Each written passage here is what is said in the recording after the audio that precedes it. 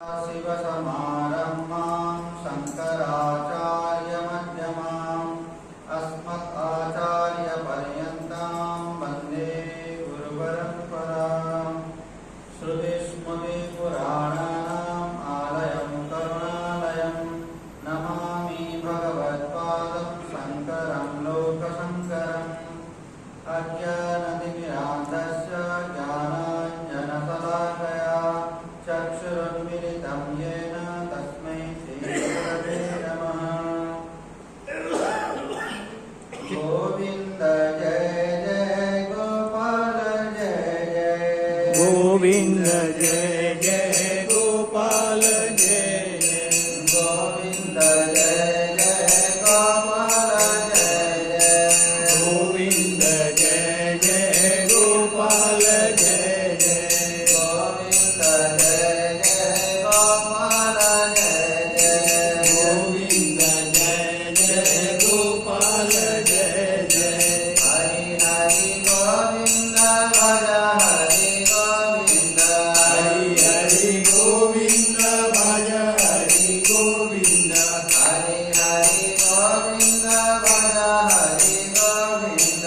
हरि हरि गोविन्द भज हरि गोविन्द गोविन्द जय जय गोपाल जय जय गोविन्द जय जय गोपाल जय जय गोविन्द जय जय गोपाल जय जय गोविन्द जय जय गोपाल जय जय गोविन्द जय जय गोपाल जय जय गोविन्द जय जय गोपाल जय जय हरि हरि गोविन्द भज हरि गोविन्द हरि हरि गोविन्द भज हरि गोविन्द हरि हरि गोविन्द भज हरि गोविन्द हरि हरि गोविन्द भज हरि गोविन्द गोविन्द जय जय गोपाल जय जय गोविन्द जय जय गोपाल जय जय गोविन्द जय जय गोपाल जय जय गोविन्द जय जय गोपाल जय जय गोविन्द जय जय गोपाल जय जय गोविन्द जय जय गोपाल जय जय राधा रमण हरि गोविन्द जय जय राधा रमण हरि गोविन्द जय जय राधा रमण हरि गोविन्द जय जय राधा रमण हरि गोविन्द जय जय राधा रमण हरि गोविन्द जय जय राधा रमण हरि गोविन्द जय जय गोविन्द जय जय गोपाल जय जय गोविन्द जय जय गोपाल जय जय गोविन्द जय जय गोपाल जय जय गोविन्द जय जय गोपाल जय जय राधा रमण हरि गोविन्द जय जय राधा रमण हरि गोविन्द जय जय राधा रमण हरि गोविन्द जय जय राधा रमण हरि गोविन्द जय जय गोविन्द जय जय गोपाल जय जय गोविन्द जय जय गोपाल जय जय गोविन्द जय जय गोपाल जय जय गोविन्द जय जय गोपाल जय जय गोविन्द जय जय गोपाल जय जय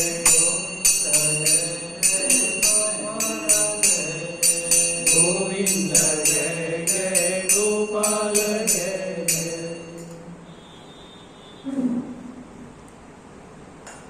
ॐ श्री परमात्मने नमः ॐ श्री परमात्मने नमः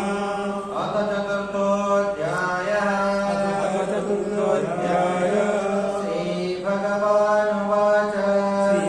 श्रीभगवानुवाच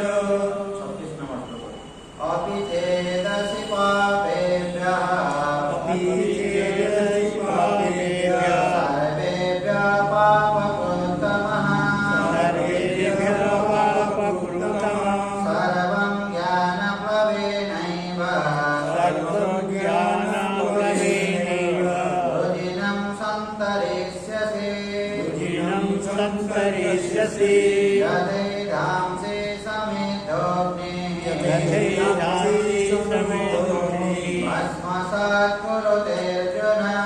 भस्मसात् कुरुते अर्जुन ज्ञानाग्नि सर्वकर्माणि ज्ञानाग्नि सर्वकर्माणि भस्मसात् कुरुते तथा भस्मसात् कुरुते तथा नहि ज्ञानेन सदृशम् नहि ज्ञानेन सदृशम् पवित्रमिह विद्यते पवित्रमिह विद्यते तत्स्वयं योगसंसिद्धः स्वयं योगसंसिद्धः कालेनात्मनि विन्दते कालेनात्मनि विन्दति श्रद्धावान् लभते ज्ञानम् श्रद्धावान् लभते ज्ञानम् तत्परः संयते क्रियः तत्परं संयते क्रियः ज्ञानं लब्ध्वा परां शान्तिम् ज्ञानं लब्ध्वा परां शान्तिम्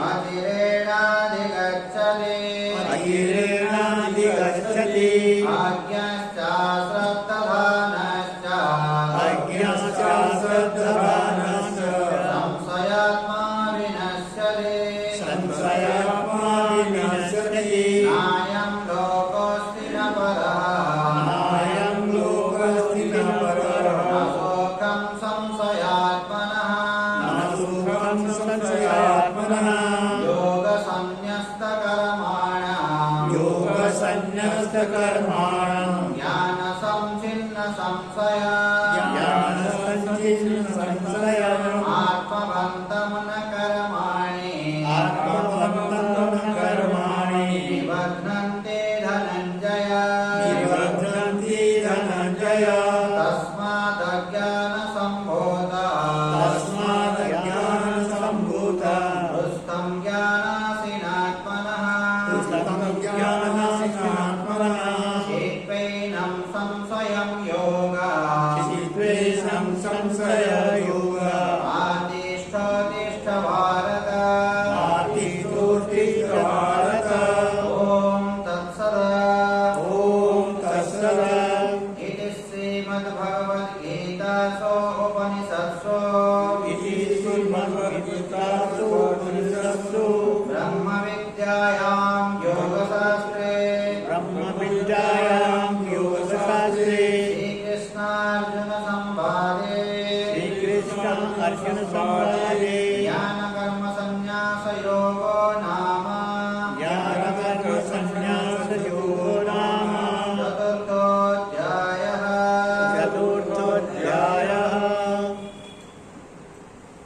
38 नंबर श्लोक नहि ज्ञानेन सदृशं पवित्रमिह विद्यते तत्स्वयं योगसंसिद्धः कालेनात्मनि विन्दते नहि ज्ञानेन सदृशं पवित्रमिह विद्यते ये संसार रे ज्ञान भलिया पवित्र वस्तु आउ किछि नहीं नहि ज्ञानेन सदृशं पवित्रमिह विद्यते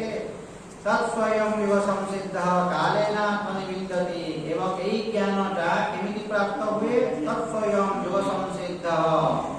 तत्स्वयं योगसंसिद्धः कालेनात्मनि विन्दते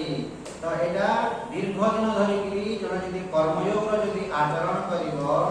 दीर्घ दिन धरि जने यदि ईश्वरार्पण बुद्धि रे यदि कर्म करिवो ताहेले धीरे धीरे धीरे कालेनात्मनि विन्दति दीर्घ दिनर तपस्यार फल स्वरूप आपण ए ज्ञानटा पाई पारि तत्स्वयं योगसंसिद्धः कालेनात्मनि विन्दति त ए ज्ञानटा दीर्घ दिन धरि यदि आपण कर्मयोग यदि आचरण न करिवे आपण आत्मज्ञान पाई पारिबे ना कहीं कि ना आत्मज्ञान पाइबार पूर्व अवस्था होउची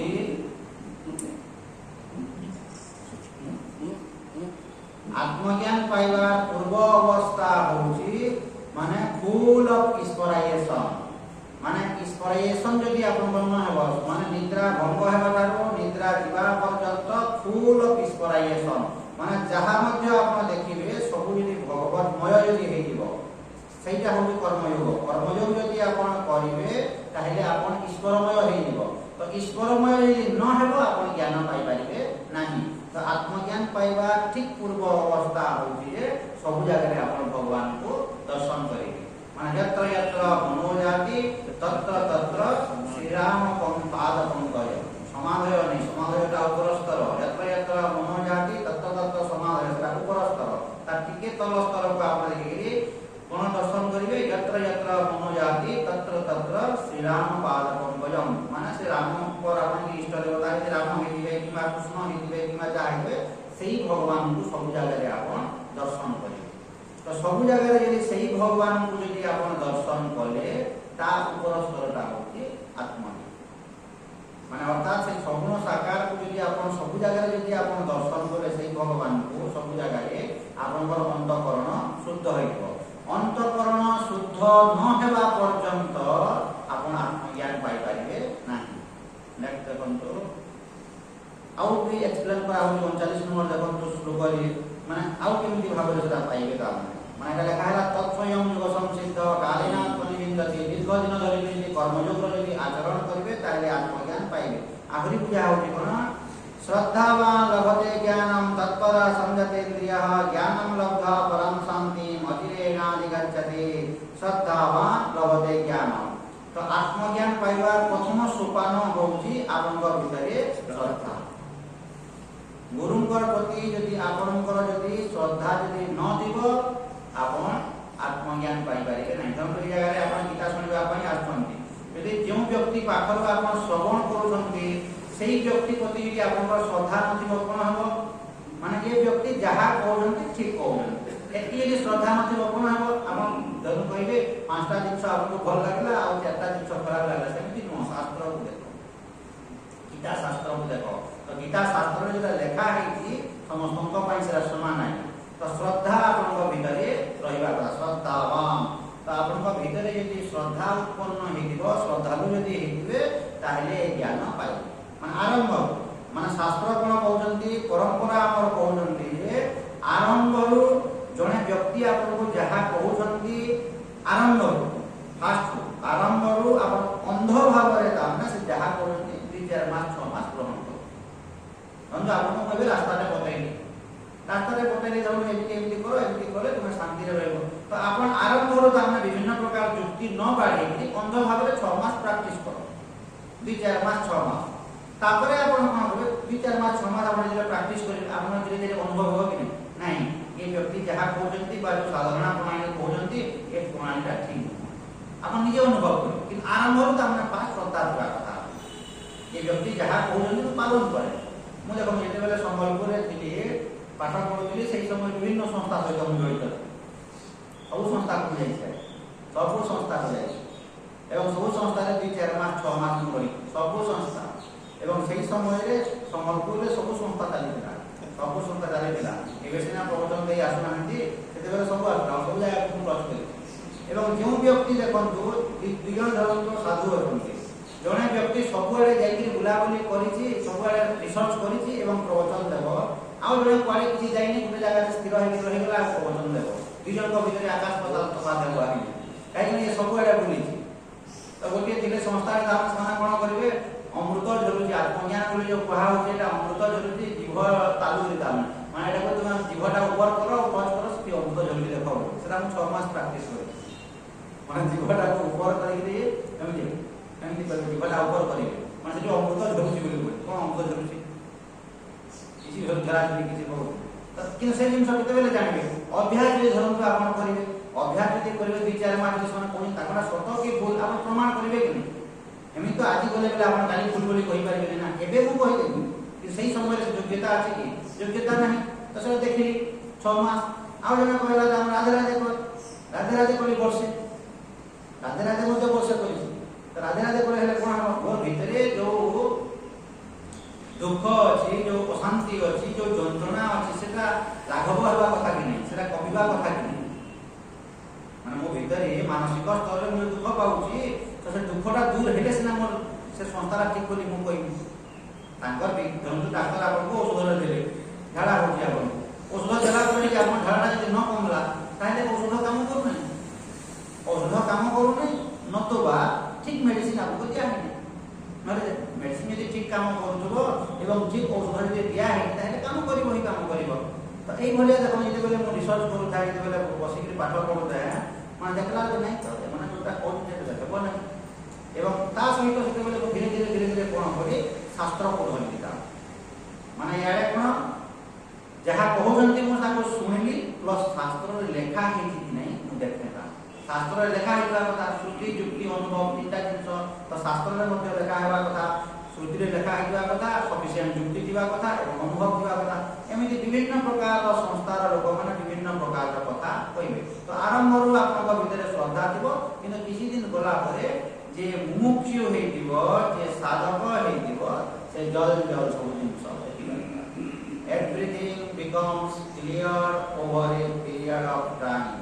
एटा को कुआउची शास्त्र रे हस्त तांबुलव माने हातरे जेमिति सुपारी मुंडे थिबो जेमिति जल जल दिसुथबो सेमिति एक ज्ञान इट इज सो क्लियर था कोनसी प्रकार डाउट नहीं किछि नहीं यदि आपण मुमुक्षु हेतिबे साधक हेतिबे जे मुमुक्षु बा साधक हेतिबो से अलगा आइना विचार करंतु आपण से आत्मज्ञानी तो बहुत दूरर कथा सच्चोट भावरे ईमानदार भावरे साधक बा मुमुक्षु हेबाटा बहुत कष्ट साधक बा मुमुक्षु हेबाटा सारा बहुत कष्ट और आपण यदि ओरिजिनल यदि मुमुक्षु हेले बा साधक हेले बेले आपण आत्मज्ञान डेफिनेटली पाइ यदि सतरे यदि आपण मुमुक्षु बा सतरे यदि आपण साधक बा डेफिनेटली आपण भगवान को पाइ आत्मज्ञान पाइ तो मुमुक्षु हेबाटा साधक हेबाटा हेते सहज न मुमुक्षुर अर्थ कोन मोरे संसार रे कोनोसे जिनिस दरकार नै केवल मते भगवान दरकार मोक्ष दरकार आ किछि दरकार माने मुमुक्षुर अर्थ कोन मते मोक्ष केवल दरकार आ किछि दरकार नै मोक्षर अर्थ होछि भगवत प्राप्तिर अर्थ होछि संपूर्ण शांति को दरकार आ किछि दरकार नै तो सही भलिया योग्यता संपन्न यदि व्यक्ति हेतिबो आपण जन कहले मु कोन मुमुक्षु मुमुक्षु अतंति कि नुह तीन लोक निजे परीक्षा करिवे ता काहे सब लोक थिबो आइ सब जिंस थिबो देखन भगवान को भी पाइबा पाइ मोर इच्छा थिबो एवं ता सहित अन्यान्य कामना गुडी को यदि थिबो ताहेले हेबो ए विद्या काम करिवो ना माने भगवान को पाइबा पाइ मध्ये मु चाहूछी एवं सांसारिक जिंस मध्ये पाइबा पाइ मु चाहूछी हेबो माने सांसारिक जिंस मध्ये मु पाइबा पाइ चाहूछी एवं भगवान को पाइबा पाइ मु चाहूछी हेबो ना केवल काम यदि आपण चाहि मुमुक्षुर दृष्टिकोण मु यदि भगवान को केवल पाइबा पाइ चाहूछी भगवान को पाइबे नतबा आपण काम सांसारिक जिंस चाहि सांसारिक जिंस पाइ एका संगरे दीटा जिंस आपण पाइबा को चाहूछी बोली कहले हेबो ना तो ओरिजिनल मुमुक्षु हेबाटा हेते सहज न लागे माने मोर केवल मोक्ष दरकार आ किछि दरकार नै ताकू शास्त्र रे उदाहरण लेके कुआ होचे आतला कढ़ई तावारे हिट पूरा हेतिबो आ सेते यदि पादरा यदि पकई देबे आ काहू पचारिबे आपण तो काहू पचारिबे के मु पादरा के उठेबी कि आज्ञा हो ठीक सेमिति ये संसार यदि आपण को कष्ट दउथुबो ये संसार यदि किछो एटा माया बोली यदि आपण बुझुथिबे ताहेले आपण करना ना ये गोटे रास्ता आ संसार भी मते भल लागुची आ भगवान भी मते भल लागुची बोली कहले हेवन माने आरंभ रु बेटा माने आरंभ रु संसार आपको पिता लागबा कथा एवं भगवान आपको मिठा लागबा कथा आरंभ एवं गोटे समय आसीबो 10-15 वर्ष जेते आपण साधना करले जगत मध्य मिठा लागिबो एवं भगवान मध्य मिठा लागिबो काहे ना जगत भगवान ठारो अलगा न लास्ट आपण बुझी जगत भगवान ठारो अलगा नहंती माने जगत जोटा बोले कहउछु जोटा विषय बोले कहउछु एटा होती भगवान करटा सृष्टि एवं सृष्टिकर्ता दुजन अलगा माने अलगा नहंती अभिन्न नहंती माने गोटे दा भिन्न नहंती एवं सृष्टि एवं सृष्टिकर्ता माने भिन्न नहंती माने अभिन्न तो सेटा बुझी दिबे ता बुझिबा पूर्वरु आपको जगत कष्ट देबा कथा आ जगत मते भल लागुची बोले जगत पछरे दौड़िबे जगत रो जो भौतिक सुख समृद्धि अछि ता पछरे आपण दौड़िबे ता पछरे यदि दौड़िले बेले भगवान आपण पाइ पाइबे ना तो आपनका भितरे आरंभ रो कोन उत्पन्न होबा कथा श्रद्धावान लभते ज्ञान देखो शास्त्र को देखो केमिति भाबरे गीता रे देखो भगवान व्यासदेव बुझौजंती श्रद्धा हे गला माने ये तो ज्ञान पाइ जीव धरंतु यदि केवल श्रद्धा यदि खाली हला एवं से श्रद्धाटा हुए तो मिछ होई पाए आपनका भितरे श्रद्धा अछि एवं से श्रद्धाटा मिछ मध्य होई पारे आज्ञा धरंतु जणे दंडवत प्रणाम करू साष्टांग प्रणाम करू माने साष्टांग जणे प्रणाम करि देला जे ता भितरे श्रद्धाटा अछि बोली आपण स्टाम्प टिकि कहि पारबे कि ठकुथुओ ମାନେ ବୁଝି ହେଉଛି କି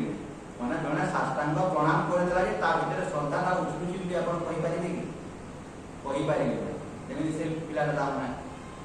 4 ବଜେ ଆସିବ ମୁଣ୍ଡିଆ ମାରିବ, କୋଉ ଦିନ ମୁଣ୍ଡିଆ ମାରିଦେବ, ତାପରେ ଆସିକି ଧରନ୍ତୁ କିଏ ବଡ଼ କିଏ ତିରିଶ ଛାଡ଼ିଲେ ମୁଣ୍ଡିଆ ସାଷ୍ଟାଙ୍ଗ ମାରିଦେବ, ସେ ଦେଖିକି ସେଠି ମାରିବ କହିଲା ମାରିକି ମୁଣ୍ଡିଆ ମାରିଦେଲା, ତାପରେ ଜଣେ ସାଷ୍ଟାଙ୍ଗ ମାରିଦେଲେ ତାକୁ ଦେଖିକି ମାରିବ। ତ ସାଷ୍ଟାଙ୍ଗ ପ୍ରଣାମ କରିଦେଲ ଯେ ତାମାନେ ତମ ଭିତରେ ଶ୍ରଦ୍ଧା ତାମାନେ ଅଛି ବୋଲି କହିହେବନି। ତ ଶାସ୍ତ୍ରରେ କୁହା ହଉଛି ଜଣଙ୍କ ଭିତରେ ଯଦି ଶ୍ରଦ୍ଧା ଥିବ,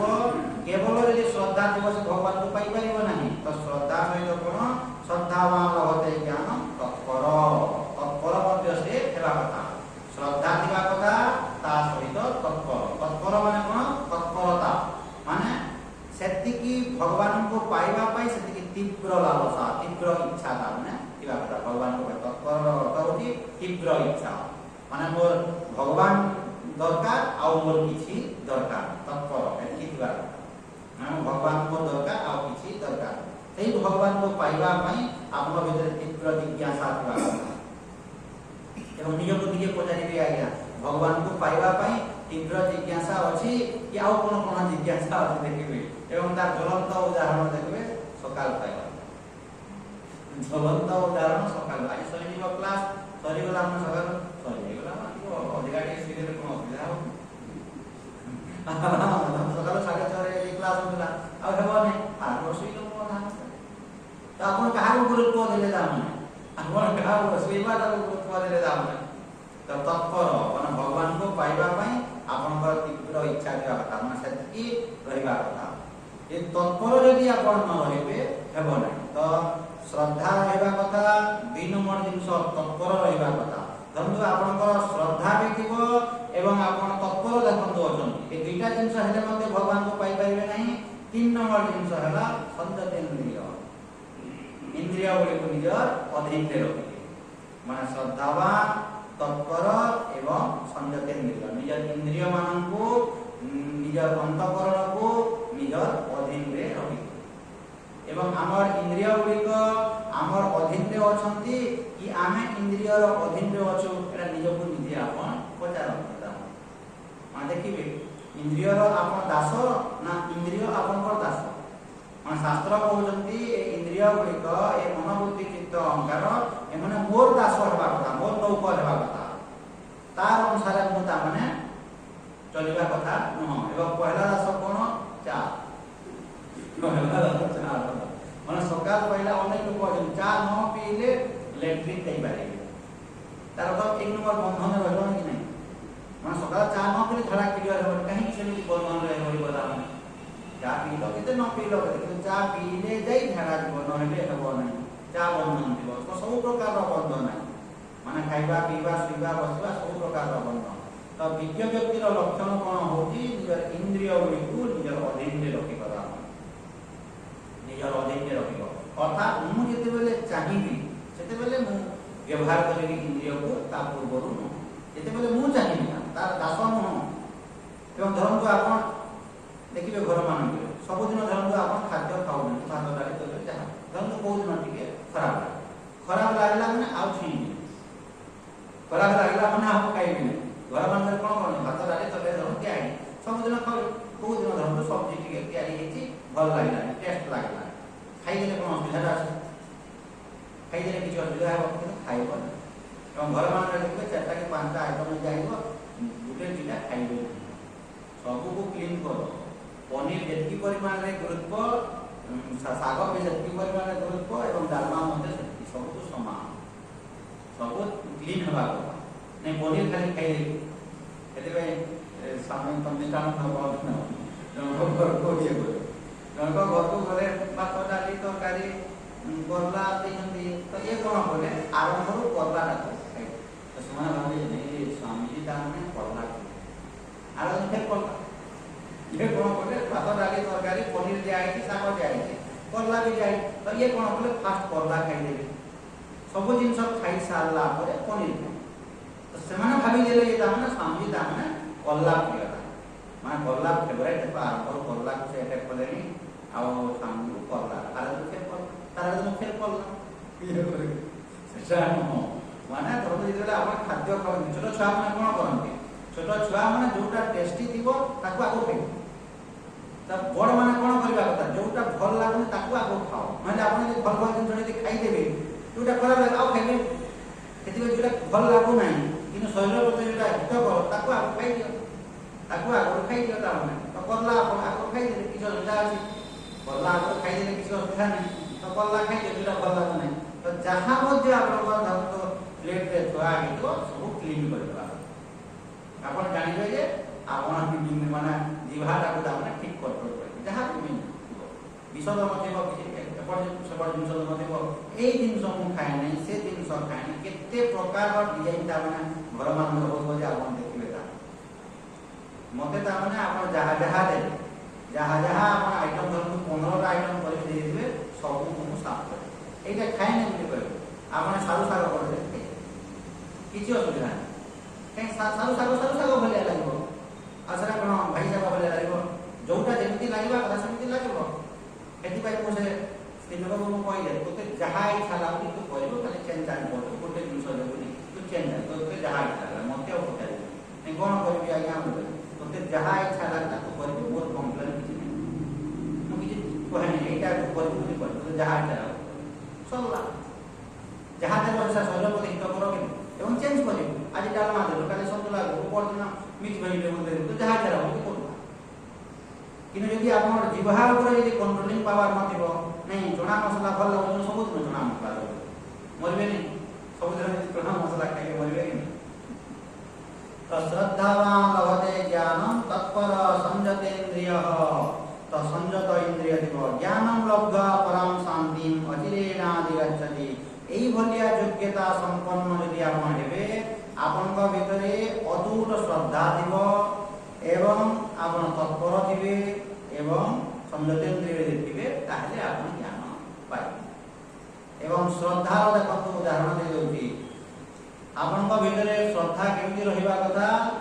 গুরুଙ୍କର প্রতি দাম দেখন্তু রাতি ধরন্তু 12টা ହେଇଛି শাস্ত্ରରେ লেখা হচ্ছে রাতি 12টা ହେଇଛି आपण सोईछन राति 12 रे आपण सोईछन एवं हठात हम धर्म देखले जे गुरु आसिकिरी आपण पाखरे छिड़ा हे चोपड़े धरि काटुछन दिया आपण हातटा को जेते बेले धर्म काटी देबे रे श्रद्धार उदाहरण दिया हो जेते बेले हातटा को धर्म काटी देले आपण उदा बनिबो केते कोन बडा हातटा को काटी देले एमि चोपड़े काटी देले रक्त जदि बाहरिबो आपण कष्ट निद भांगिबो कि निद भांगला आपण देखले जे नहीं पाखरे गुरु अछन पाखरे दामना गुरु अछन तो जहां भीतर श्रद्धा दिबो आखिटा को बंद कर दो आखिटा को से बंद कर दो बंद करके गुरु तन टिके काटी देले धर्म चोपड़े जहां साधना से कर तो शिष्य किछि कहला नहीं आखिटा को बंद कर दो आखिटा आरे दिन सकाल पहला किछि उपचारला नहीं शिष्य जेमि से करबा कथा सेमि एटि गुरु पर सेवा करि काम नाम को करू गुरुकर मुंड एपटे ये है अरे ये शिष्यटा तमने केमति मते पजारु नै कोन पई आपण आसीथिले कोन पई चोपड़े मते काटले ये कोले बोली ये पजारु नै शिष्य पजारला नै चुपचाप तो गुरु तबे ताको डाकिले आ तो राति 12 रे तो पाखी आई बोली जानलु कोन जानि चोपड़े तमने हम काटले तो शरीरटा को जानलु हां मु जानली एमिति किछि कहिलु नै ये से जगह उत्तर दउती एतिकी मु बुझी जे गुरु जे आपण जहा करिवे और मंगल पाई करिवे और अमंगल पाई करिवे नै एतिकी मु बुझी छी जहा मध्ये आपण जदि करिवे और मंगल पाई करिवे एटा जदि मु बुझी छी मु काहे प्रश्न बुझाइबे आपण कोन कले कि कोन न कले आपण चोपुरे काटिले त चोपुरे काटुछंती माने समथिंग इज देयर और मंगल पाई आपण करूथबे तेनु करी मु काहे बुझाइबे गाम आपण जहा मध्ये करिवे और मंगल पाई करिवे एटा मु बुझी छी से आ किछि कहले तापर गुरु कहले जे राति रे दामना गोटे सर्पटे दंशन करबा पई से ये हला मोर दिव्य दृष्टि रे मु देखली सर्परा दंशन करबो तो ताकू मु चेक कली एवं ताकू कहले तोर कोन दरकार से सर्प कहला मते रक्त दरकार तो तते मु रक्त आनि के दोछि बोली कहली और तो चकुरे काटी के ताकू रक्त आनि के मु देली ता अर्थात तते मु बंचेई गुरु दामना कहले शिष्य को तते मु बंचेबा पई मु चकुरे काटी के रक्त आनि साप को देली ता बुझी घटनाटा तो यही भलिया यदि आपण विचार करिवे जहार कौनसी प्रकार स्वार्थ नथिबो जहार ए संसार को नेगिरी भोग करिबा नथिबो कौनसी प्रकार स्वार्थ हासिल हे गुरुवार तार ये संसार को नहीं कौन स्वार्थ हासिल करवा प्रथम योग्यता मैंने गुरुर प्रथम योग्यता कौन तार स्वार्थ हासिल करवा माने शिष्यर मंगल पाई अन्यर मंगल पाई ये सब कर्म करूँ अन्यर मंगल पाई एवं संसार में देखो जिते बेले अच्छु ये जगह आप बुझा कथा जंग प्रति अतुट श्रद्धा अच्छी भक्ति अच्छी कहबार अर्थ आप बुझा कथा तो जोटा समाज रे चालीचरणी गुड़िक अच्छी मैंने आप बायपास कर सब जिनस नुह धरत गोटे गुरुटे गोटे स्त्री लोक कह तू मोर बेडरूम को तू बस 4 घंटा ये कथबार्ता हवा सेटा से गुरु कहबनी इसरा अखाड़ा होगा कि नहीं बुझी हो कि नहीं सेटा श्रद्धा बोली सेटा नुह आज्ञा माने गुरु ताने एमिति कौन सी कर्म करिबो नाही जो कर्म की अन्य व्यक्ति को किंबा समाज को स्ट्राइक कला बोलिया ताने घटना सिचुएशन स्ट्राइक कला बोलिया समिति से सिचुएशन एराइज करिबो नाही बुझन जे गुरु हेतिबो माने शिष्यर रक्त खाती को धरे के चकुरे काटी देला सेटा अलगा मैटर ना किन सेटा को नै कि आपण सब को धरिबे ताने समिति सेटा हेबो ना माने जे गुरु हेतिबो से कोन करबो समाज को से देखबो समाज रो चाली चरणी नीति नीति जहा जहा अछि ताको से बायपास करबो कहीं आपण जे बायपास करते ताहे समस्या रे जे गुरु जे हेतिबो से जे बायपास कर देबो धरम को पुरा स्थिति को कहबो आ बेटो तो बस धरम को बाटा दे देबे पुरा स्थिति लोक धरम को आपण सेवा कला से सब करबो सेटा हेले तान अनैतिक होइबला अधर्म होइबला पाप होइबला से सब फालतू काम माने करबो कहीं कि ना धर्म मोर किछि असुविधा नै जने आसी सेवा कला तार श्रद्धा अछि से सब करबो सेटा माने भूल हेइबो से सब जिन सब गुडी हेले कोन हबो सेटा समाज रो अराजकता सृष्टि हो समाज रो अराजकता सृष्टि हो समाज का पतन नै दिबो वर्ण संकर जात हेइबला ए भलिया तो सेमिति से करबो तो जहा करबो शास्त्र विरोध काम से करबो ना शास्त्र विरोध माने शास्त्र सम्मत काम गुडी से करबो शास्त्र धर्म जहा विरोध हो से काम गुडी करबो कि ताना गुरु तो से काम करबो ना एवं आपण देखिबे आज्ञा माने अंधे को अंधामी ये सब मोर कहबार अर्थ होउछि जे आपण जदि सच्चो हेतिबे ईमानदार हेतिबे आपण भल लोक हेतिबे आपण को भल गुरुटे मिलिबो आपण जदि खराब लोक हेतिबे सेमिति खराब गुरुटे मिलिबो जे आपण खराब लोक हेतिबे जेमिति को सेमिति मिलिबो कि नहीं धर्म को आदे हजार प्रकार संस्था আছে आपण माने जानि पारिबे नहीं आपण माने जानि पारिबे नहीं सेति पई एकमात्र तार रास्ता होउछि आज्ञा हे प्रभु ये संसार रे हजार प्रकार संस्था अछि हजार प्रकार गुरु अछंती कोटा ठीक कोटा भूल मु जानि नहीं प्रभु जो संस्था बा जो जगाटा भल जो तेरे मोर जीवन रो कल्याण हेबो मोर मंगल हेबो प्रभु तू ही मते कृपा करके से जगह को बा से गुरु पाक मते आपण कहा ऊपर भरोसा करू जीवा पई चेष्टा करू आपण कहा ऊपर भरोसा कर आइया भगवान को ऊपर भरोसा कर एवं भगवान आपण को भूल जगह को पटाइबे नाही बुझन को मुख्य जिंस है बहुत गुरुत्वपूर्ण जिंस माने भगवान को यदि आपण निरंतर यदि प्रार्थना करूबे भगवान आपण को भूल जगह को पठाइबे ना भगवान आपण को क्षति करिबे ना जे प्रभु तू ही मते ठीक रास्ता को ठीक जगह धरन आपण गुरु करिथिबे मते धरन गुरु केते बेले आपण गुरु करिवार सार्थक हेबो आपण गुरु करिकरी यदि आपण यदि आत्मज्ञान यदि पाइछंती आपनकर जीवन रो यदि उद्धार हेइछि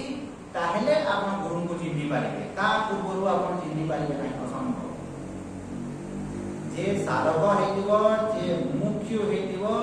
से कोन करिवो आज्ञा निजर जीवन रो कल्याण को से देखिबो देखंतु ए अद्वैत परंपरा बा आदि शंकराचार्य परंपरा आदि शंकराचार्य परंपरा छड़ा अलगा लोक आपन ए कथा कहिबे नै देखंतु आपण जेते बेले साधना करूछंती साधना करी करी करी करी करी करी एतकी परिमाण रे आपण साधना करिवे निजर जीवन रो कल्याण हेबा पर्यंत अर्थात संपूर्ण शांति पाइबा पर्यंत आपण चेष्टा चले आपण धरन आरंभ रो अछंती साधना के करछंती आरंभ रो ओगा ओगा को आपण कहि देले के करू कोला आपण जीवनटा नष्ट आपण जीवनटा कोला ओगा ओगा को गुरु या आरंभ ग्रहण करले आपण किछि नै आपण जीवनटा नष्ट होइबो कि नै त सेमिति न करि आपण केते बेले जानिबे आज्ञा धरन गोटे गुरु कले धरन ठीक अछि कले गुरु यदि कले आपनकर लक्ष्यटा कोन मोर जीवन रे भगवत प्राप्ति बा मोक्ष प्राप्ति मोर हेबा कथा भगवत प्राप्ति बा मोक्ष प्राप्ति रो अर्थ होची संपूर्ण शांति प्राप्ति अलगा किछि न आले गुटे जिंस को आपन पूरा धरि ले बरकस मुजुरा कहूची एई जिंस को जदि आपन स्ट्रांगली धरले बेले आपन को केही आउ ठगी पारिबे ना जीवन रो लक्ष्य होची भगवत प्राप्ति बा मोक्ष प्राप्ति बा संपूर्ण शांति प्राप्ति तो मु जदि संपूर्ण शांति पाइली ताहेले मु मोक्ष प्राप्ति मोर हेची बा भगवत प्राप्ति नहले ना काहे ना आपन मु मोक्ष पाइची किंतु मु संपूर्ण शांति पाउ हेबो बोले मु रसगुल्ला तामने खाउची मु चीनी खाउची किंतु मते मिठा लागुनी आउ ये पसंद सेमिति हेबो कि तो संपूर्ण शांति प्राप्ति रो अन्य नाम होची भगवत प्राप्ति तो आपन जरूर जने व्यक्ति को गुरु करिवे आपण जो गुरु कले आपण संपूर्ण शांति पाउछंती कि तार जो आपण पाउ नांती कि आपण मोक्ष हेई बा भगवत प्राप्ति हेई एवं आपण को यदि भगवत प्राप्ति हेई न थिबो आपण आउ जने व्यक्ति को चिन्हि पारिबे ना तो आपण को यदि योग्यता को देखि जेमि धरंतु आपण पढिजंती 4 क्लास 10 क्लास रो गोटे पिला को आपण स्टडी करि पारबे आपण 4 क्लास पाठ पढि 10 क्लास पाठ पढिबा गोटे लोक को आपण जज करि पारबे कि आपण 4 पढिजंती आपण यदि 10 क्लास पाठ पढ़ले आपण 4 वाला जज करिवे ता तो आपण जते बेले देखिबे धीरे धीरे आपण शांति रो परिमाण बढ़ी 100 जते बेले हेई दिबो 100% जते बेले हेइबो जानबे तो सेही 100% कहा माध्यम रे आपण 100% शांति पाइले जहा माध्यम रे आपण पाइले से आपण आ 20% धरंतु आपण शांति पाउथिबे आ भाबले ये बोल करू तापरे आपण कोन कहबे ने गुरु रो समस्या नाही मोर समस्या मु साधना करू नाही सेटा अलगा मैटर सेटा अलगा मैटर किंतु एटा जहा कथा कहूची मुमुक्षु बा साधक कथा जे मुमुक्षु होइबो से अटकिबो नाही सब संस्था को तामे बुलिछि सब संस्था को बुलिछि बुली को देखि तामे एवं यदि आपण भगवत विश्वासी हेतिबे आइना माने बुझिबा पई चेष्टा करनु काहे कि ना ए जो मानव जन्म जो मिलिछि बहुत दुर्लभ है दुर्लभ माने कोन दुखे न लभ्यते कि दुर्लभ बहुत दुर्लभ है बहुत कष्ट रे मानव जन्म ना मिलिछि एई जन्मटा को आपण नष्ट करंतु नाही ता तो सेते बेले जे समय रे मु एपर सेपर गुरुदिली माने आखिरु खाली धार धार होई जाउना पानी बोतला प्रभु तू रक्षा कर प्रभु तू ही कृपा कर प्रभु तू ही सहायता कर एई भलिया प्रार्थना तो एई भलिया प्रार्थना जेते बेले आपण भगवान को करूथिबे भगवानଙ୍କ ସହିତ ଯେତେବେଳେ ଆପଣଙ୍କ ସମ୍ପର୍କ ସ୍ଥାପନ ହେବ ଦୃଢ ଭାବରେ ଜଲ ଜିନିଷ ଗୁଡ଼ିକ ଆପଣ ଦେଖିଦେବେ ଆଜ୍ଞା ଜଲ ଜିନିଷ ଗୁଡ଼ିକ ଭଗବାନ ଆପଣଙ୍କୁ ସେଇ ଭଳିଆ ବୁଦ୍ଧି ଦେବେ ସେଇ ଭଳିଆ ଶକ୍ତି ଦେବେ ଆଜ୍ଞା ଦଦାମି ତ୍ୱାଂ ବୁଦ୍ଧି ଯୋଗମ୍ ଗୀତାରେ ଲେଖା ଅଛି ମାନେ ଆପଣଙ୍କୁ ଭଗବାନ ସେଇ ଭଳିଆ ବୁଦ୍ଧି ଶକ୍ତି ଦେବେ ଆପଣ ଜାଣି ସମ୍ବଲପୁରରେ ଦେଖନ୍ତୁ 2000 ସାଲରେ ମୁଁ ଯେତେବେଳେ ପଢୁଥିଲି ୱାର୍ଲ୍ଡ ଫେମସ୍ ଗୁରୁଟେ ଅଛି ନାମ ଧରିବି वर्ल्ड फेमस गुरुटे आसिले आमे जो जेम कोले को पढुथिली हमर एचओडी ता माने से भी से जगह को गले मु भी से जगह हमर एजुकेशन डिपार्टमेंट रो एचओडी भी गले और मु भी गले दुई जन जाई कि बस समय लेखा आइ सकाल 10टा बेले गुरु महाप्रभु आसी बैनर रे छपा सब लेखा आमे जाई 9टा आज नहले आगले बसले सिना गुरु को दर्शन करि पारबी तो आमे 9टा जाई 9टा कोन 8:30 रे बुझे पहुंची 8:30 9टा भितर जाई कि बसिछु कीर्तन दिके होती भजन कीर्तन होती बसी गुरु 10 नहीं 10 गला 11 गला 12 गला 13 आसी आरंभ एक 13 बे माने ने जे 11 रे आले 3 सेते बेले लोक अछंती किछि न हेले 50,000 गुरु का को लेने की गुरु को चलिया पाई लोक देले टेकी की नहीं थी हम ये करे एवं से एक भगवत में कोन हम करले माने रूम को बोले टेकी देले लोक से भीतर की मारी देला 50,000 लोक माने केमि दे हम टाइम देई छथि सकाल 10 2 लोक और जदि थरे से भीतर को जे आपण प्रवेश करि गले आ बैक करि पारे एतकी भिड़ आ बैक करि पारे के भिड़ अछि केमि आसीबा तो से जगह रे लोक माने पुरा देले ये गले टेकी टुका देले तापरे कोन हला देखो ତାପରେ ସେ ତୃପ୍ତି ଦେଲେ କିଛି ସମୟ ଗଲା ପରେ ମାଇକରେ ଆନାଉନ୍ସ କଲେ ନାଇଁ ଆପଣ ମାନେ ଅସମ୍ମାନ କଲେ, ଆପଣ ମାନେ ଗୋଡ଼ ମାରିଦେଲେ, ଇଏ କଲେ, ତେଣୁକରି ସ୍ୱୟଂ ଭଗବାନ ଗୁରୁ ମାନେ ଗୁରୁ ସେ ତ ନୁହନ୍ତି, ସ୍ୱୟଂ ଭଗବାନ, ତେଣୁକରି ସେ ଆଉ ଦର୍ଶନ ଦେବେ ନାହିଁ। କି ବୋଲେ ଦର୍ଶନ ଦେବେ ନାହିଁ। ଆପଣ ମାନେ ଭଗବାନଙ୍କୁ ପ୍ରାର୍ଥନା କରନ୍ତୁ, ଯଦି ହୁଏତ ତାଙ୍କର ମନଟା ଯଦି ଲାଗିଗଲା କିମ୍ବା ଆପଣଙ୍କର ଡାକରାରେ ଯଦି ସେ ସନ୍ତୁଷ୍ଟ ହେଇଗଲେ, ଖୁସି ହେଇଗଲେ, ଦର୍ଶନ ସେ ଦେବେ। ଆପଣମାନେ ପ୍ରାର୍ଥନା କର, ପ୍ରାର୍ଥନା କରୁ ବସିକି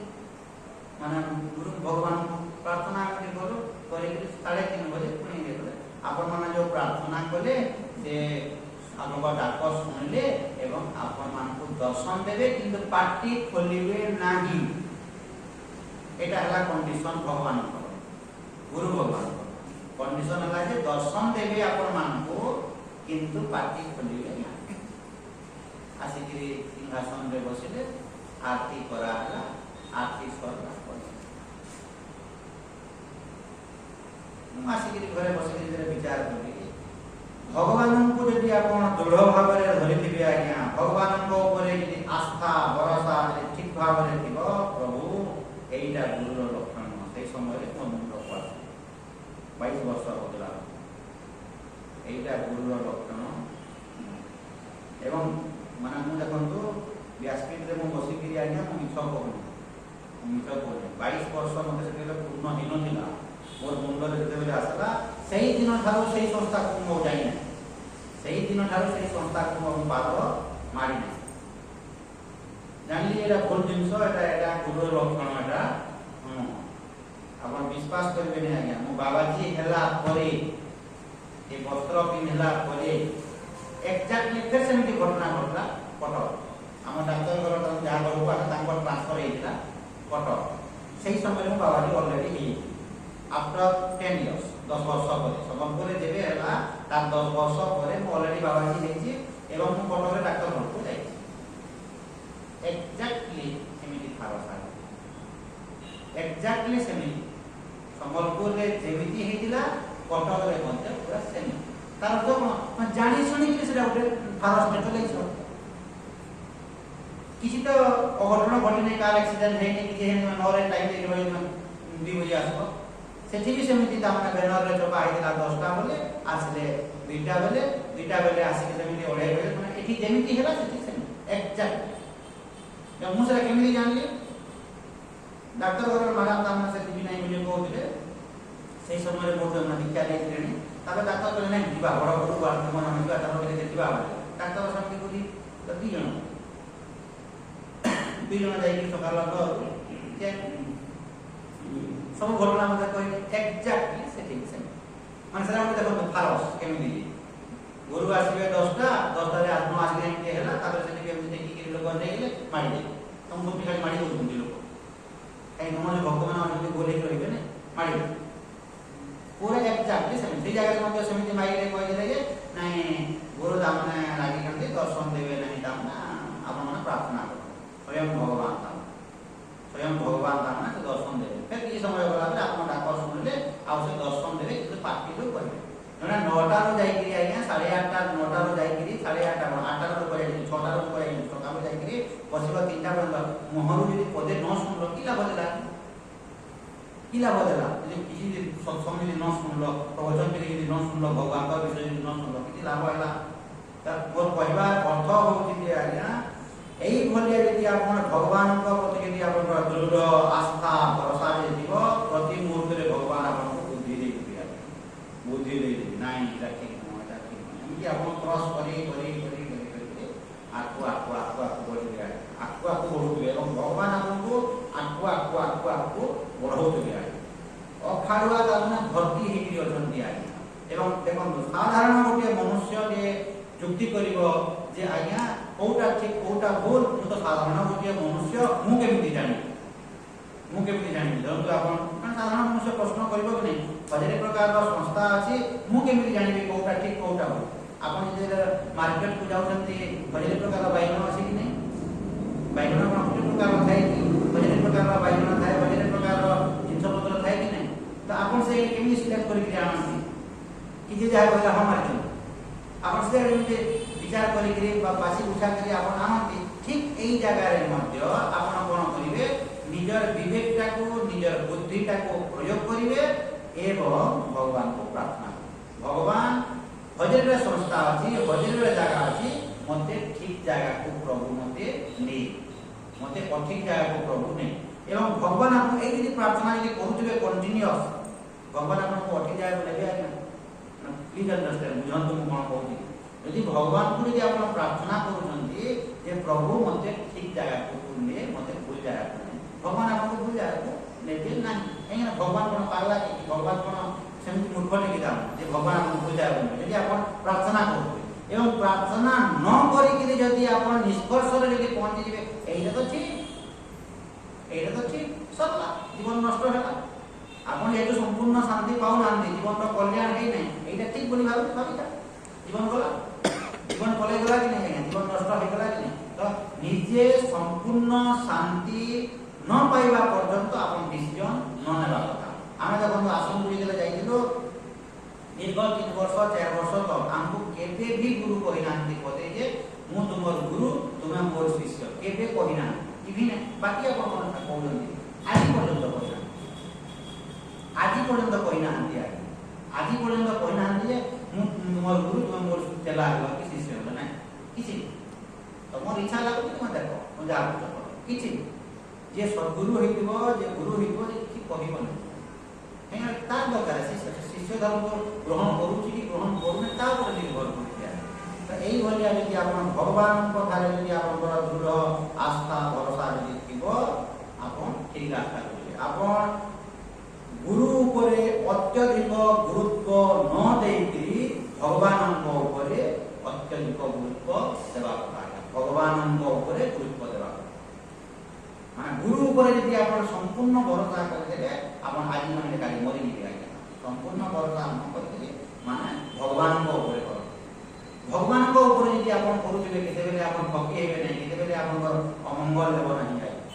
ଭଗବାନଙ୍କ ଉପରେ ଯଦି ଭରସା କରିବେ ପ୍ରଭୁ ତୁ ହିଁ ମୋତେ କୃପା କର ଏବଂ ଗୁରୁ ଯେ ସଦ୍ଗୁରୁ ହେଇଥିବ ସେ କ'ଣ କରିବ ଆଜ୍ଞା ପ୍ଲିଜ୍ ଅଣ୍ଡରଷ୍ଟାଣ୍ଡ ବୁଝିବା ପାଇଁ ଚେଷ୍ଟା କରନ୍ତୁ ଗୁରୁର ପ୍ରଥମ ଏବଂ ପ୍ରଧାନ କର୍ତ୍ତବ୍ୟ କ'ଣ ଆଜ୍ଞା ବୁଝନ୍ତୁ ଗୁରୁର ପ୍ରଥମ ଏବଂ ପ୍ରଧାନ କର୍ତ୍ତବ୍ୟ କ'ଣ ଗୁରୁ କ'ଣ କରେ ଆଜ୍ଞା ଗୁରୁର କାମ କ'ଣ ଗୁରୁର କାମ ହେଲା ଯେ ଭକ୍ତକୁ ବା ମୁମୁକ୍ଷୁକୁ ଭଗବାନଙ୍କ ସହିତ ଭେଟ କରେ କି ଆଉ କିଛି ଗୁରୁର କାମ କ'ଣ ସାଧକ ବା ମୁମୁକ୍ଷୁ ବା ଭକ୍ତକୁ ଭଗବାନଙ୍କ ସହିତ କେମିତି ଭେଟ ହେବ ତାର କାମ କରିବ ଯେ ଗୁରୁ ହେଇଥିବ ମୋତେ ଧର ବୋଲି ସେ କହିବ ନାହିଁ ଭଗବାନଙ୍କୁ ଧରି ଖାବ ବୁଝିହେଉଛି ଯେ ଗୁରୁ ହେଇଥିବ ସେ କେବେ ବି କହିବ ନାହିଁ ମୋତେ ଧର ମୋର ସେବା କର ମୋର ପୂଜା କର ସେ କେବେ ବି କହିବ ନାହିଁ ସେ କ'ଣ କହିବ ତୁ ଭଗବାନଙ୍କୁ ଷ୍ଟ୍ରଙ୍ଗଲି କହିବ ଗୁରୁ ମାଧ୍ୟମ ଆଜ୍ଞା ଭଗବାନ ଏବଂ ଭକ୍ତ ଭିତରେ ଗୁରୁ ହେଉଛନ୍ତି ମାଧ୍ୟମ ସେ ଆମକୁ ରାସ୍ତାଟାକୁ ଦେଖେଇବେ ଦ୍ୟାଟ୍ସ ଅଲ୍ ଗୁରୁ ଆପଣଙ୍କୁ ରାସ୍ତାଟାକୁ ଦେଖେଇବେ ଏବଂ ଗୁରୁ ଯଦି ଆମେ ଦେଖିବା ଆଜ୍ଞା ସବୁ ପ୍ରକାରର ଗୁରୁ ଆଜ୍ଞା ଅଛନ୍ତି ଧରନ୍ତୁ ଆପଣ ଏବେ ହାରମୋନିୟମ ବହି ଜାଣିଛନ୍ତି ମୁଁ ଜାଣିନି ଆପଣ ହେଲେ ଗୁରୁ ମୁଁ ହେଲି ଶିଷ୍ୟ ଆପଣ ହାରମୋନିୟମର ଗୁରୁ ହେଲେ କି ନାହିଁ ମୁଁ ଜାଣିନାହିଁ ଆପଣ ଜାଣିଛନ୍ତି ଆପଣ ଯଦି ମୋତେ ଶିଖେଇଦେଲେ ଆପଣଙ୍କ ଗୁରୁ ତ ପ୍ରତ୍ୟେକ ଜାଗାରେ ଆପଣ ଦେଖିବେ ଆଜ୍ଞା ତ ଗୁରୁ ଏଇଟା ଆଧ୍ୟାତ୍ମିକ ଗୁରୁ ଧରନ୍ତୁ କାରଣ ଗୁରୁ ହେଇଗଲା ଯେ ବଡ଼ ଲୋକଟେ ହେଇଗଲା ସେଟା ନୁହଁ ଆଜ୍ଞା ଯେ ଯଦି ବିଚାର କରିବ ସେ ନିଜକୁ ଯଦି ବଡ଼ ବୋଲି ଯଦି ଭାବୁଛି ସେ ଗୁରୁ ହେଇନି ଆପଣ ଦେଖିବେ ପୂଜ୍ୟ ସ୍ୱାମୀ ଦୟାନନ୍ଦ ସରସ୍ୱତୀ କୋଉ ସ୍ତରର ତାଙ୍କୁ ତାମାନେ ଆଦି ଶଙ୍କରାଚାର୍ଯ୍ୟ ଶୃଙ୍ଗେରୀ ମଠର ଆଦି ଶଙ୍କରାଚାର୍ଯ୍ୟ ତାଙ୍କୁ କହିଥିଲେ ଯେ ଉପାଧି ଦେଇଛନ୍ତି ତାଙ୍କୁ ୟୁ ଆର୍ ଇକ୍ୱାଲ୍ ଟୁ ଆଦି ଶଙ୍କରାଚାର୍ଯ୍ୟ ଶଙ୍କରାଚାର୍ଯ୍ୟଙ୍କ ସମକକ୍ଷ ବୋଲି କହିଛନ୍ତି ପାଣିନି ଯୋଉ ସୂତ୍ର ଅଛି ବ୍ୟାକରଣ 4000 ବ୍ୟାକରଣର ପାଣିନି ସୂତ୍ର ଅଛି 4000 ଏତେ ଟାଇମ୍ ପଢିବେ 4000 ମାନେ ଛିଡ଼ା ହେଲେ ମାନେ ଆପଣ କହିବେ 4000 ତ ଯାହା ପଚାରିବେ ପଚାରନ୍ତୁ ସେଇ ଜାଗାରେ କ'ଣ ହୁଏ ଦକ୍ଷିଣ ଭାରତ ସାଇଡ୍ରେ ସିରିଏଲି ବସିଥିବେ ଦେଖନ୍ତୁ ସିରିଏଲି ଛିଡ଼ା ହେଇଥିବେ 100 ଜଣ ସିରିଏଲି ତାଙ୍କ 1 2 3 4 କରିକି 100 ଜଣ ହେଇଥିବେ ଗୁରୁ ବସିଥିବେ ଜଣ 3 ନମ୍ବର ପଚାରିବ ଆଜ୍ଞା ଏଇଟା ମୋର ପ୍ରଶ୍ନ ମାନେ ଆଧ୍ୟାତ୍ମିକ ପ୍ରଶ୍ନ ଏଇଟା ମୋର ପ୍ରଶ୍ନ 2 ନମ୍ବର ବ୍ୟକ୍ତି ପଚାରିବ ଏଇଟା 3 ନମ୍ବର ଏଇଟା 4 ନମ୍ବର ଏଇଟା 5 ନମ୍ବର ଏଇଟା 100 ଏବଂ ଗୁରୁ ବସିଥିବେ ପ୍ରଶ୍ନ ସରିଗଲା ତାର ଉତ୍ତର ଦେବେ ତୁ ଏଇଟା ପଚାରିଥିଲୁ ତୋର ଉତ୍ତର ଏଇଟା ତୁ ଏଇଟା ପଚାରିଥିଲୁ ତୋର ଉତ୍ତର ଏଇଟା 100 ଜଣ ମେମୋରି କେତେ ଭାବନ୍ତୁ